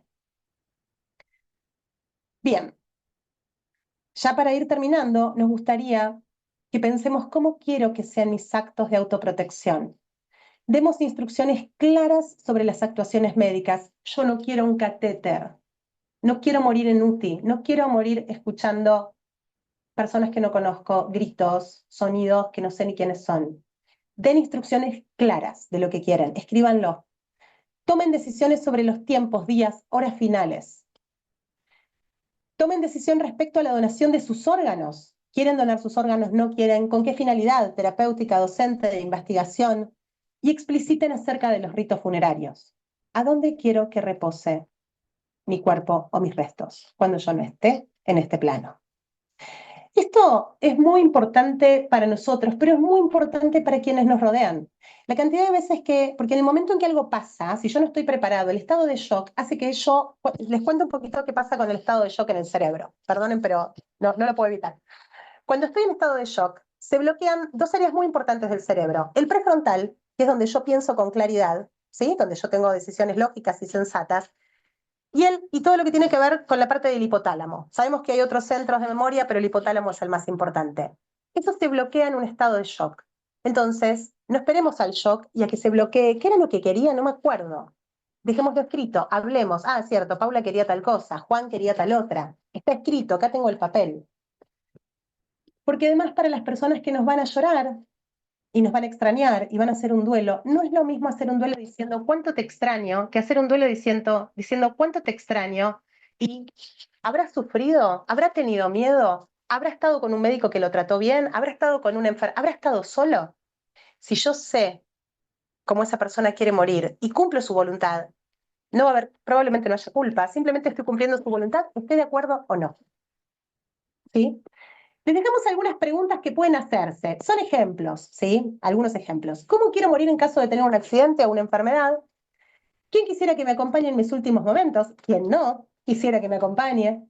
¿A dónde quiero que descansen mis restos? ¿Quiero ser cremado, enterrado o lo que sea? Acá pusimos algunas, insisto. ¿Dónde? ¿Deseo un funeral? En caso afirmativo, ¿cómo quiero que sea? ¿Deseo que haya música? Diría Ruth Mogollón, quien trabaja las voluntades anticipadas desde España.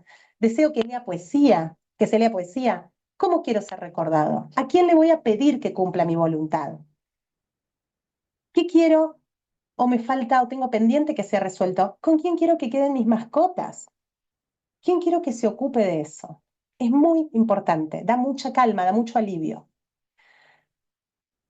Bien, les vamos a dejar ahora una reflexión y nos gustaría abrir el espacio de debate y de preguntas acerca de qué les ha aportado escuchar el día de hoy estas disertaciones, que intentamos que hayan sido más humanas que teóricas realmente. Y bueno, estamos abiertos a las dudas y lo que quieran compartir cada uno. Muchas gracias.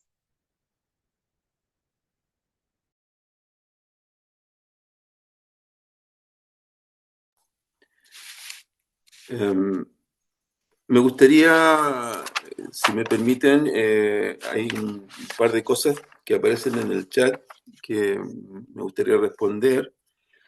Ana Isabel López, que no sé si todavía está, plantea, ¿no es cierto?, si debiésemos hablar de pacientes o personas, ¿no? Claramente, aquello que nos identifique más a todos, ¿no? Personas, a mí es lo que me resulta más adecuado. Si yo en lo personal usé la palabra paciente en algún momento, bueno, puede ser un condicionamiento profesional, ¿no? Pero claramente, ¿no? Tenemos que hablar de personas. Eh, y Carmen pregunta, ¿no? Si en Chile está permitida la eutanasia, o sea, legalización al respecto, o suicidio asistido. Lo que les puedo comentar al respecto, que el año pasado, el 2024, el Senado retoma la deliberación sobre la eutanasia en Chile, ¿no? Un proyecto de ley que estaba dormido hace bastantes años y se retomó el año pasado. Ahora no sabemos cómo va a terminar aquello, pero por lo pronto esa es la información, ¿no? Está en discusión en el Senado, ¿no? Por lo pronto no está autorizada la eutanasia ni el suicidio asistido en Chile. Eso, por mi parte.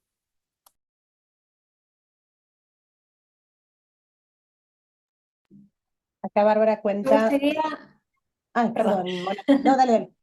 no quería acotarle a Roberto y a la persona que preguntó.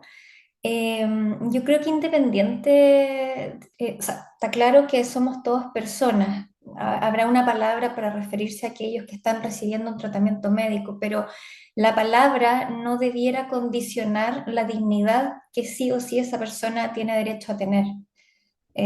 Llamándole paciente, llamándole persona, la persona tiene dignidad y no tiene que ver con la palabra, tiene que ver con lo que se expresa, con el respeto, con todo lo que vimos, ¿no? Quería aclarar ese punto.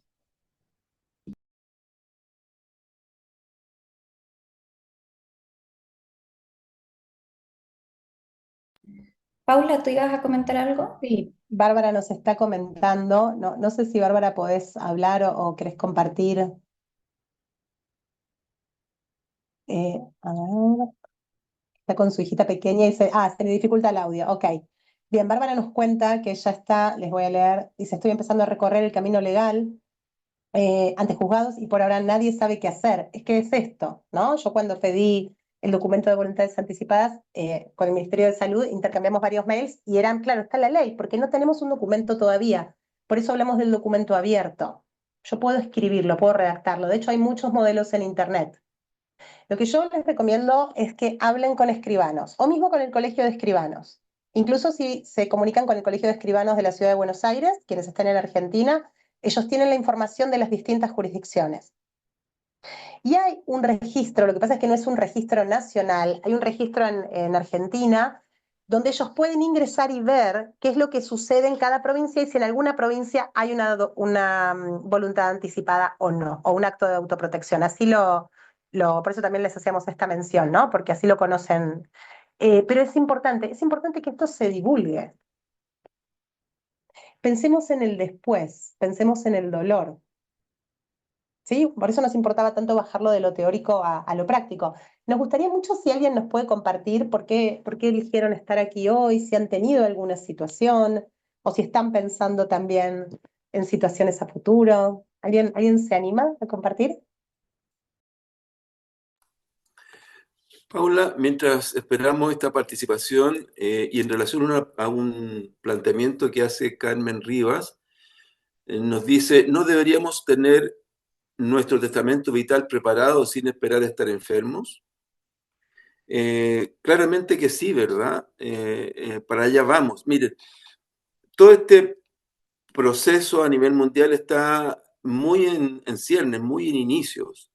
Entonces, también la reflexión, la comunicación en nuestra familia, en nuestro entorno, incluso si tenemos alguna opción, ¿no es cierto?, de plantear estas inquietudes a nivel más estructurado, como políticos, como abogados, ¿no es cierto? Creo que hay que ir abriendo el tema. Esa es una responsabilidad que tenemos todos como personas, como ciudadanos, de prever estas situaciones y toda la temática que tiene que ver con el morir, ¿no?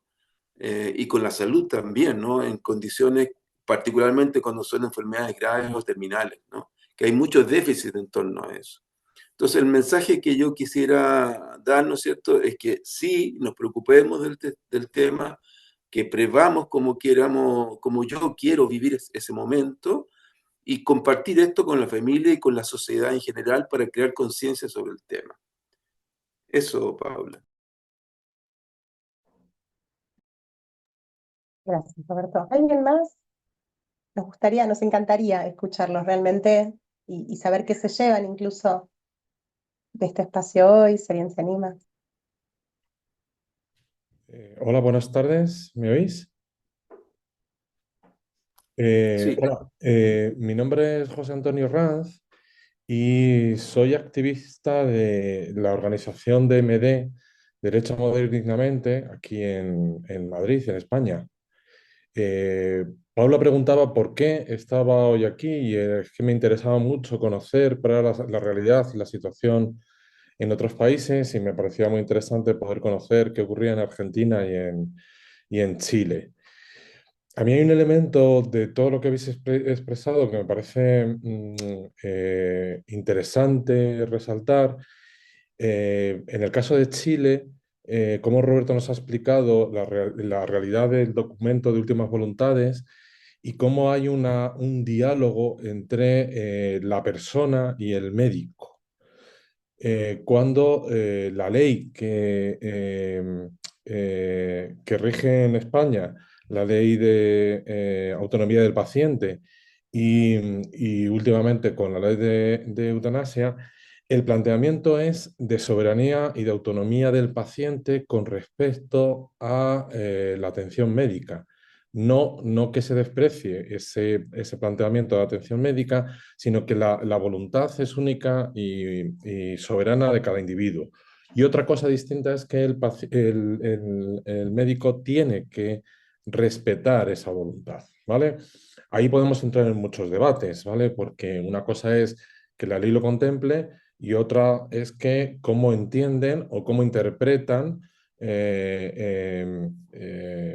la ley de última voluntad, perdona, el documento de últimas voluntades o figuras similares o documentos que se llaman de maneras diferentes dependiendo en qué región, en qué comunidad autónoma en España, cómo se interpreta, ¿no? Por lo tanto, hay un elemento importante que me parece que es la soberanía corresponde a cada individuo y eso me parece muy relevante, independientemente del criterio médico. Y otro, y otro planteamiento que me parece también interesante es que en España se ha aprobado la ley de eutanasia e incorpora el documento de últimas voluntades esa posibilidad. Por lo tanto, amplía el espectro de lo que es la muerte digna, o según mi criterio, amplía ese espectro. Por lo tanto, me parece que el recorrido va en esa dirección, un poco lo que planteaba Roberto, ¿no? De que esa es la dirección a la que deberíamos ir, ¿no? Y ahí hay un planteamiento muy interesante que habéis eh, bueno, mencionado en algunos elementos, tanto Paula como Mona, que tiene que ver eh, con cómo se vive o cómo se madura la idea de la muerte, ¿vale? Cuáles son las necesidades ante ese momento y cómo se plasman de manera escrita y se pueden transmitir al entorno de conocidos, familiares, que luego a su vez representan en el momento en que tú no tienes capacidad y conciencia para poderlo poner en práctica.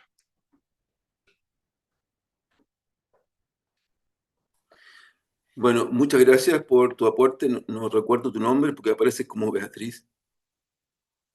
Es que estoy en otro equipo con otra, de otra persona y entonces por eso mi nombre es José Antonio.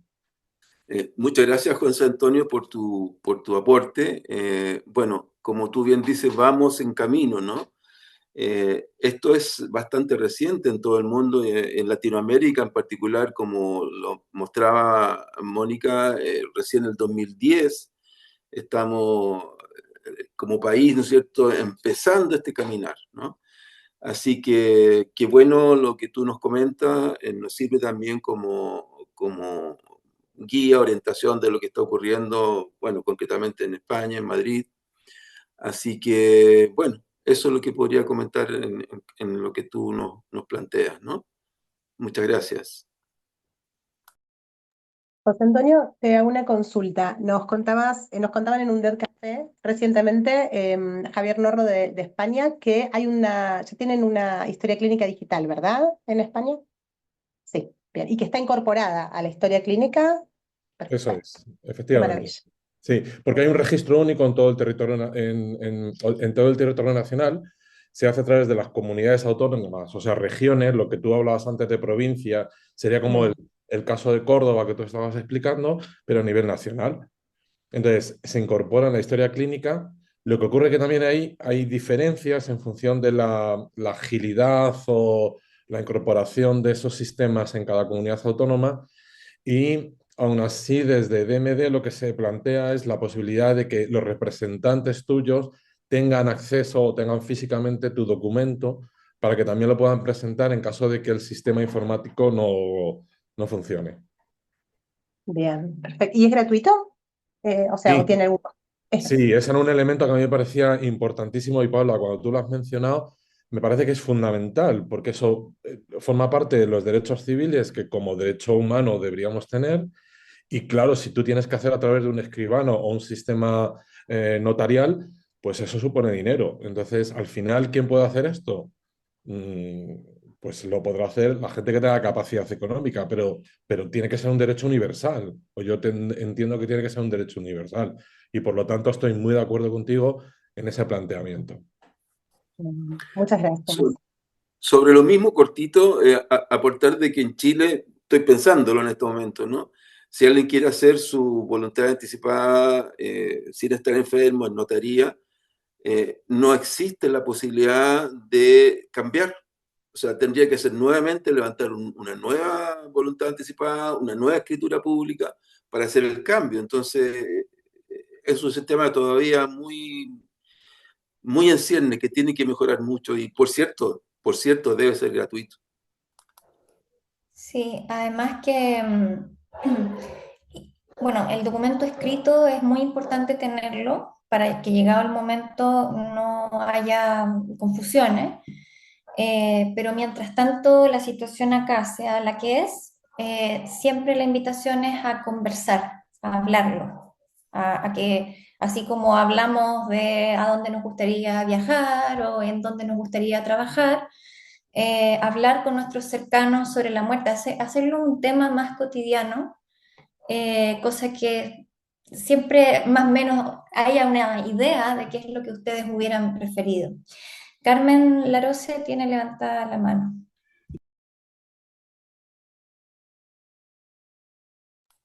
Tiene que abrir el audio, Carmen.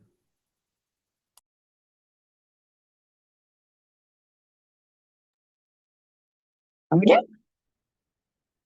¿Me escucha ahora? Ahí te escuchamos. Sí, sí. Ya.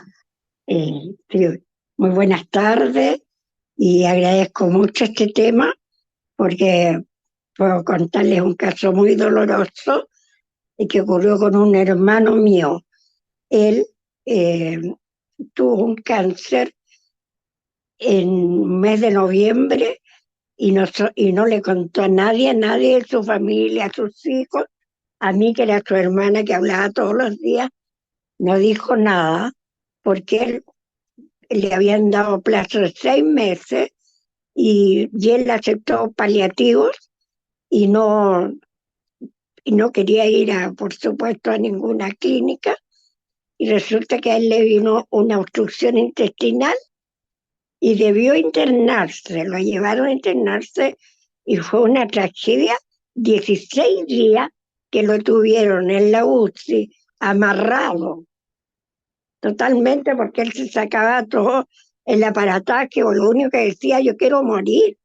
Además que él había comprado unos pasajes para irse a Suiza y lanzarse de los Alpes. Esa era su idea.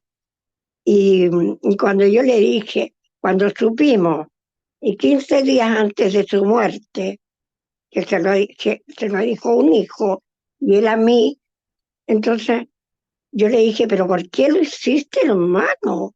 ¿Por qué lo hiciste? Y él me dijo, es que yo siempre he querido dar buenas noticias. Y al final, después de mucho tiempo, yo pensé que había actuado bien, porque si cualquiera de nosotros, le, a todos nosotros habríamos dado opiniones. Entonces él hizo lo que quiso y asistió a la universidad. Él era decano de la Facultad de Física de la Universidad de Santa María. Él asistió a sus clases, pudo llevar al jardín a sus nietos de 3 años todos los días. Así que esos 15 días fueron fatales, que él no los quería en absoluto.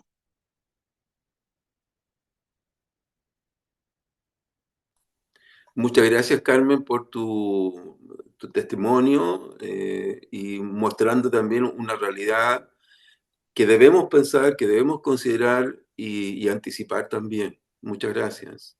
Gracias. Sí, yo, bueno, creo que también dentro de lo que es los derechos de una persona también está la posibilidad de no querer decidir. También puede ser eso, ¿no? No, no quiero llenar el documento, quiero que mi familia decida, o bien quiero hacerlo y hacerlo más sencillo. Pasa mucho, yo, bueno, tú dices, ¿no? Probablemente no lo contó porque sabía que lo que él quería probablemente no iba a ser respetado. Por eso es tan importante naturalizar la muerte y nuestras preferencias en eso, porque tiene que ser respetado, es como cualquier otra cosa, ¿no? A veces nos apegamos como que tenemos esa sensación de no querer dejar morir a la persona, pero creo que en estos momentos el protagonista sigue siendo la persona y no los familiares ni sus deseos en ese sentido.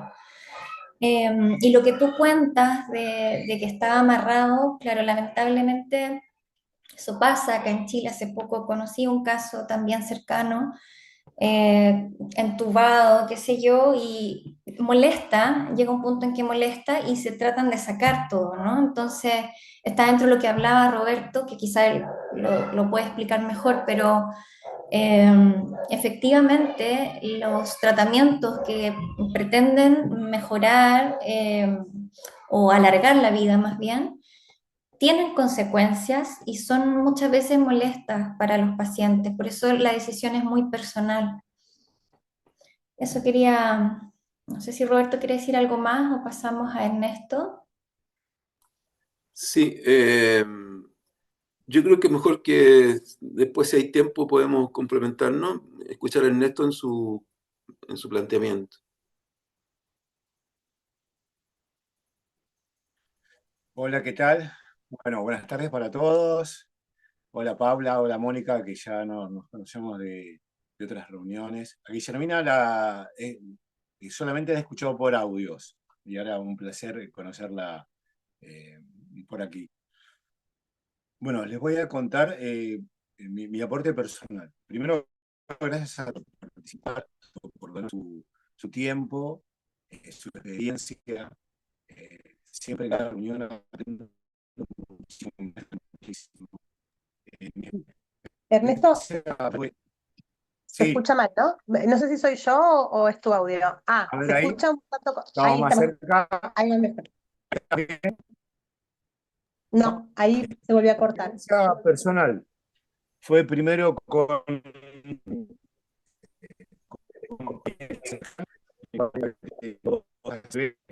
No, pareciera que es internet, Ernesto, perdón.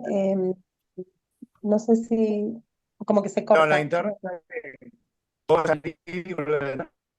Dale. Sí, sí, se escucha entrecortado. Ahí está.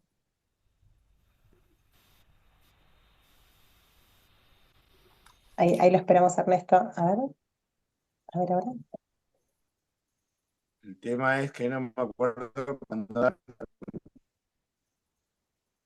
Quizás, Audífonos, audífonos. sí, a ver.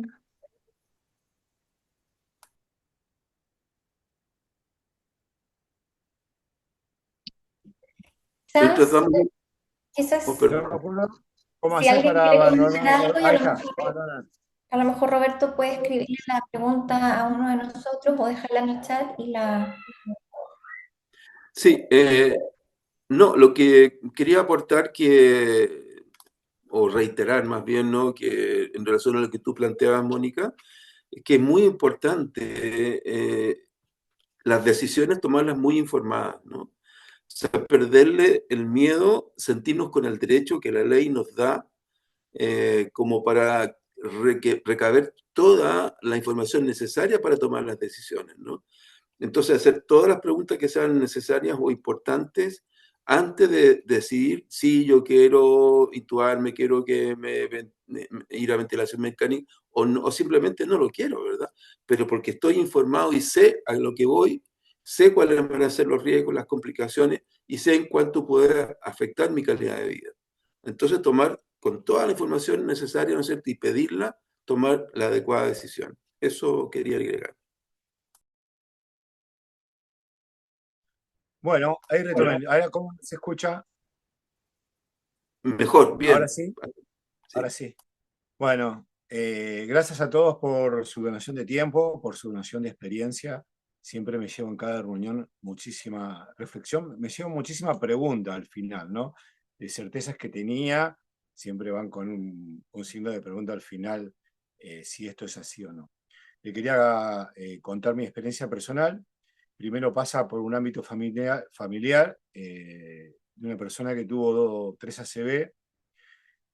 Yo era muy joven, y vi cómo el encarnizamiento médico seguían queriendo sostener ese cuerpo que ya no va más, ya pedía partir, ¿no? Pero el objetivo, yo sentí después que el objetivo de la medicina era solamente mantener su corazón latiendo.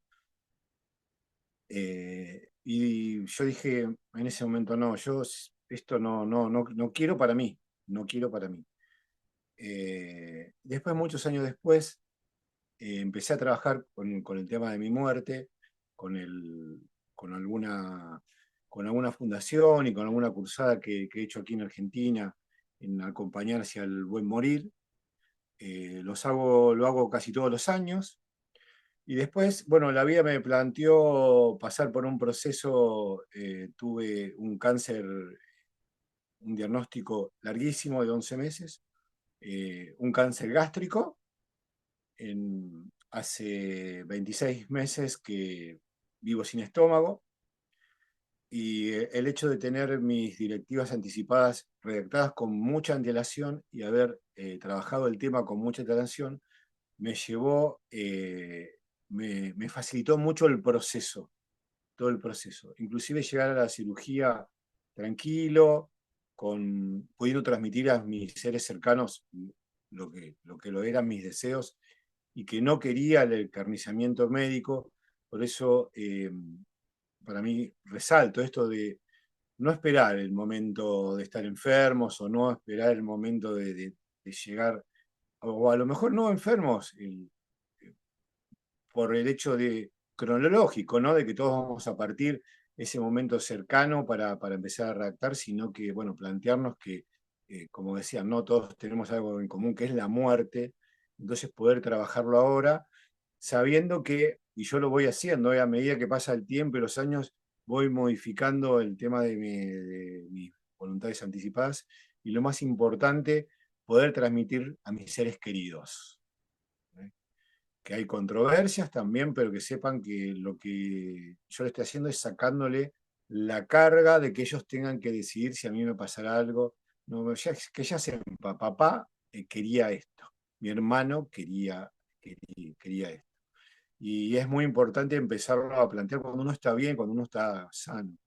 Y como herramienta para pasar un proceso oncológico, el haber trabajado el tema de la muerte para mí la verdad fue muy bueno, fue muy bueno, me ayudó muchísimo. Y el hecho de no hablar, acá hablaban pacientes, ¿no? A mí me gusta decir, yo nunca fui paciente, siempre fui participante, sabiendo, requiriendo información, sabiendo hasta que yo puedo elegir qué tratamiento sí y qué no, cómo llevarlo adelante. A veces el oncólogo digo, son tratamientos a veces estandarizados para personas únicas, y a veces la persona se enfoca en cumplir a rajatabla lo que el oncólogo, pero el oncólogo te receta el tratamiento y hasta después de 2 o 3 meses que no terminaste el tratamiento no te ve si viviste bien y si no.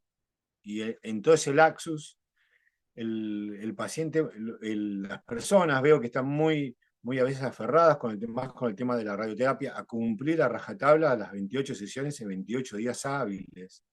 Yo mis 28 sesiones de radioterapia, que es radioquimioterapia, las dos cosas en conjuntos, porque la medicina dice que es lo mejor, con lo cual la combinación de ambas es fatal, es la bomba atómica lo que te van a, el proceso que vas a pasar. Yo esos 28 días hábiles, yo lo realicé en más o menos un poquito más de 3 meses. Charlando con el médico radioterapeuta, haciendo espacios, porque yo también tenía que dar un stop a mi cuerpo para poder seguir avanzando en esa radioterapia, porque los pacientes con tumores gástricos o tumores digestivos llegan a la operación en un estado de nutrición muy importante, entonces te encontrás que tenés que enfrentar una quimio, una radio, primero la operación, y quimio y radio en un cuerpo desnutrido, más del 90% de los casos desnutrido. Entonces, todo eso, la posibilidad después de que el resultado pases por todo eso, se empieza a disminuir si vos a rajatablas cumplís lo que te indica el médico. Y a mí me llevó 3 meses, hice muchos stop, tuve un médico radioterapeuta bárbaro que me pudo explicar, me pudo entender. ¿Y por qué? Porque en la zona yo llegué nutrido, después de la operación empiezo a recuperar bien y después empiezan los tratamientos, que son muy fuertes. Entonces, por esa zona donde vos te vas a nutrir, a recuperarte, ahí la intoxicamos y después la quemamos. Con lo cual hubo días que no podía abrir los ojos, ni siquiera podía tomar agua. Y en estos stop yo me pude recuperar, desintoxicar un poco, había tomado esta decisión de ser participante y me hacía por cuenta propia el tema de el conteo de los glóbulos blancos, que eso es muy importante en un paciente oncológico, ¿no? Porque a veces, sí, el tratamiento vamos bien, pero si no controlamos el tema de los glóbulos blancos, entramos en neutropía porque los tratamientos matan células que se reproducen rápidamente y dentro de esos está nuestro sistema de defensas. Y a mí me llevó a análisis semanal, había perforado el límite de los 1000, hasta llegué hasta casi tener que estar aislado. Y eso yo lo charlé y digo, no, fui con el análisis, hacemos un stop. Hay tratamientos para estimular el sistema. Entonces hicimos un stop, estimulamos el sistema y me fue de 500 a 26.000, cifras terribles. Bueno, yo ya estaba mejor y ahí otra vez retomamos el proceso de quimioradioterapia. Entonces eso es muy importante es primero, las voluntades anticipadas, siempre cuando uno está bien, está consciente, está con la cabeza bien, no en ese momento de que uno está, primero que los profesionales no tienen formación en dar malas noticias, encima la palabra cáncer, ¿no? Que tiene un alto contenido emocional negativo y una etiqueta condenatoria, que no es así, hay que trabajar mucho para romper ese mito. Y todo esto me facilitó el proceso y asumir cómo transitar el proceso. Así que esa es mi experiencia personal. Siempre aconsejo ante un posible diagnóstico o un diagnóstico, a mí me fue 11 meses el diagnóstico. Yo sabía que a veces las biopsias me daban inespecíficas. Yo había charlado con varios profesionales y dijo, mira, esto es así, a veces para llegar a un diagnóstico hay que hacer 5 o 6 biopsias, porque los tumores gástricos a veces se van para adentro y la biopsia no deja de tomar, son 4 o 5 pedacitos que son muestreos, y a veces hay que dejar, lamentablemente la enfermedad tiene que avanzar más. Yo llegué a estar con sonda nasogástrica, esperando una última cirugía en el cual sí vio que tenía un adenocarcinoma gástrico. Y más allá de eso, tomografías y todo, el médico dice, bueno, mira, una tomografía o cualquier estudio es una foto al instante, en un momento. Ahora, te saqué la foto, ahora te veo, Ernesto con un girasol atrás. Bueno, ahora pasaron 15 días y vamos a hacer la operación. Ernesto, esta flor ya no puede estar acá. No sabemos qué va a pasar. Roberto, Bueno, o sea, Ernesto, ¿te puedo interrumpir un poquito? Me entra la duda, gracias por contarnos tu experiencia a todos. Bueno, yo personalmente la tengo.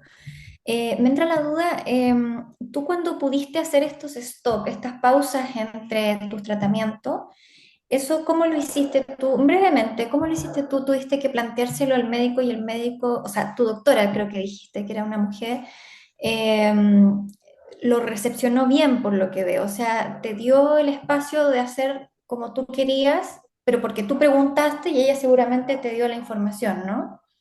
Porque en principio... sí, perdón, era un doctor. Ya. El radioterapeuta te tiene estimulado que te ve cada 15 días, y a veces en la oncología, cuando vos vas a hacer la quimio, sí, a veces te mandan, antes de hacer la quimioterapia, un seguimiento. Pero hay mucho laxus entre uno y otro.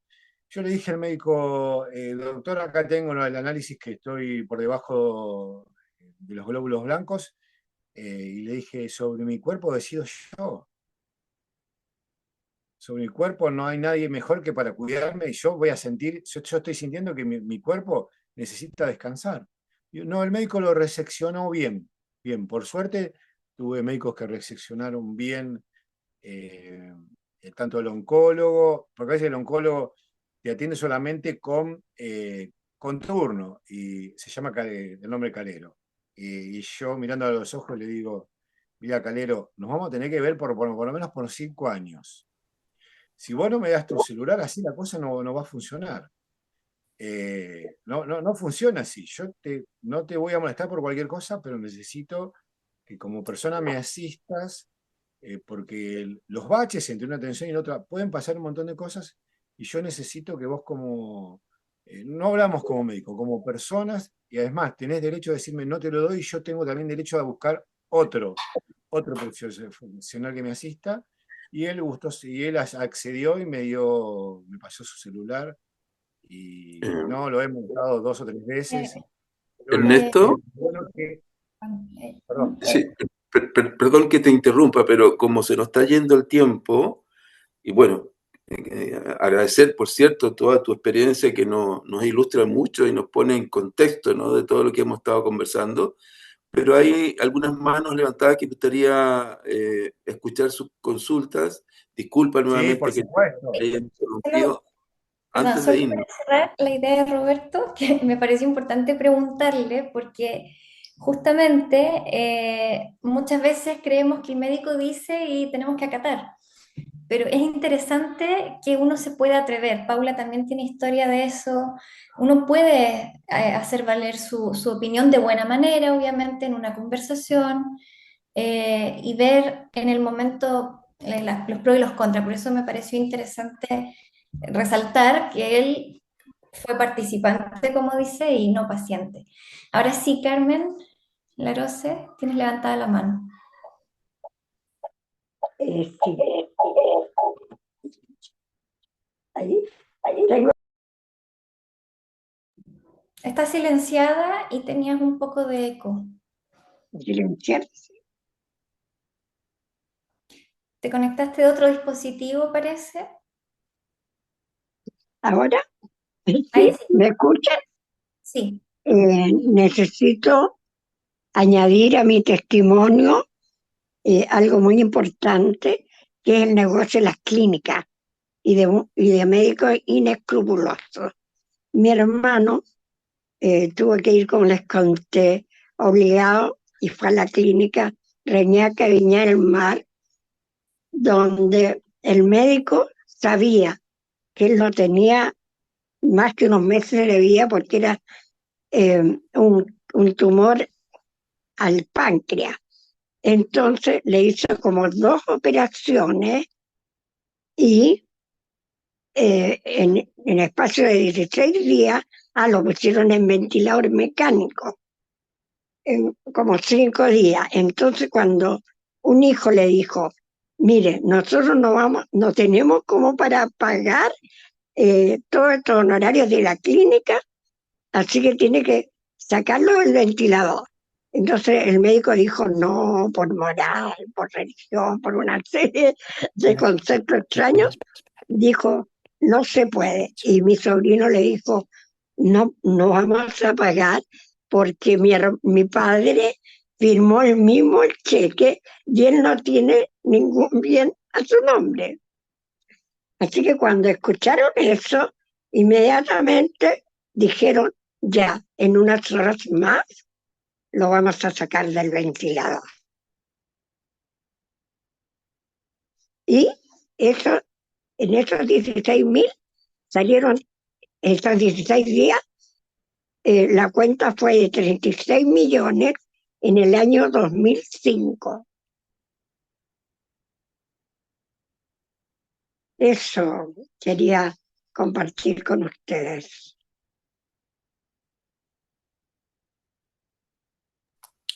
Muchas gracias, Carmen. Bueno, son las realidades que por lo mismo es que también es muy importante tener clarificado, tener considerado, tener previsto cómo quiero yo vivir, ¿no es cierto? Toda esta etapa de vida, si puedo y si tengo los aportes suficientes, tengo los fondos suficientes como para someterme a todas estas cosas y si las quiero o no las quiero, ¿no? Por una vez más invitarnos a esa reflexión, a esa conversación intrafamilia y también en sociedad, insisto, ¿verdad?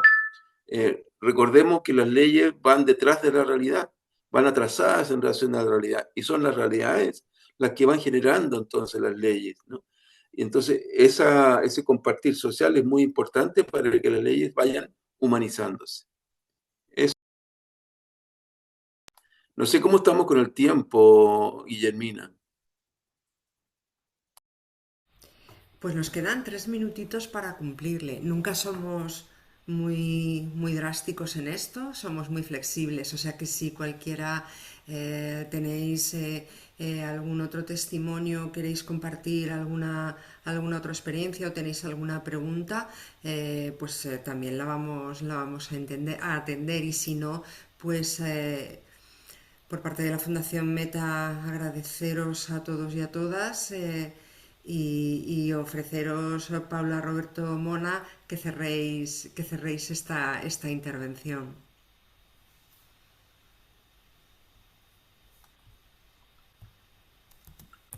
Muchas gracias, Guillermina.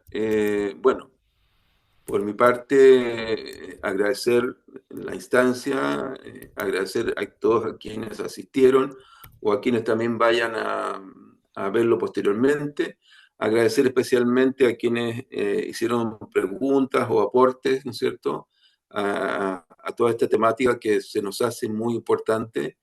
Y una vez más decir que es importante socializarlo, conversarlo, preverlo, etcétera, etcétera, ¿no? Muchas gracias a todos. Bueno, yo les agradezco mucho por haber estado aquí hoy. Los invito a difundir este documento, es un documento vivo y va a depender mucho de que nosotros lo hagamos también para que cada vez más gente pueda acceder al mismo. Y recuerden, este documento brinda alivio para todos, para nosotros y para quienes queremos. Así que muchas gracias por haber estado. Bueno, por mi parte también agradecerles a los que pudieron asistir por su tiempo y por escucharnos y esperamos que les haya sido de utilidad esta información para, para prepararse para sus asuntos, incluidos el momento de morir. Bien, cerramos entonces, ¿no hay más preguntas por lo que veo?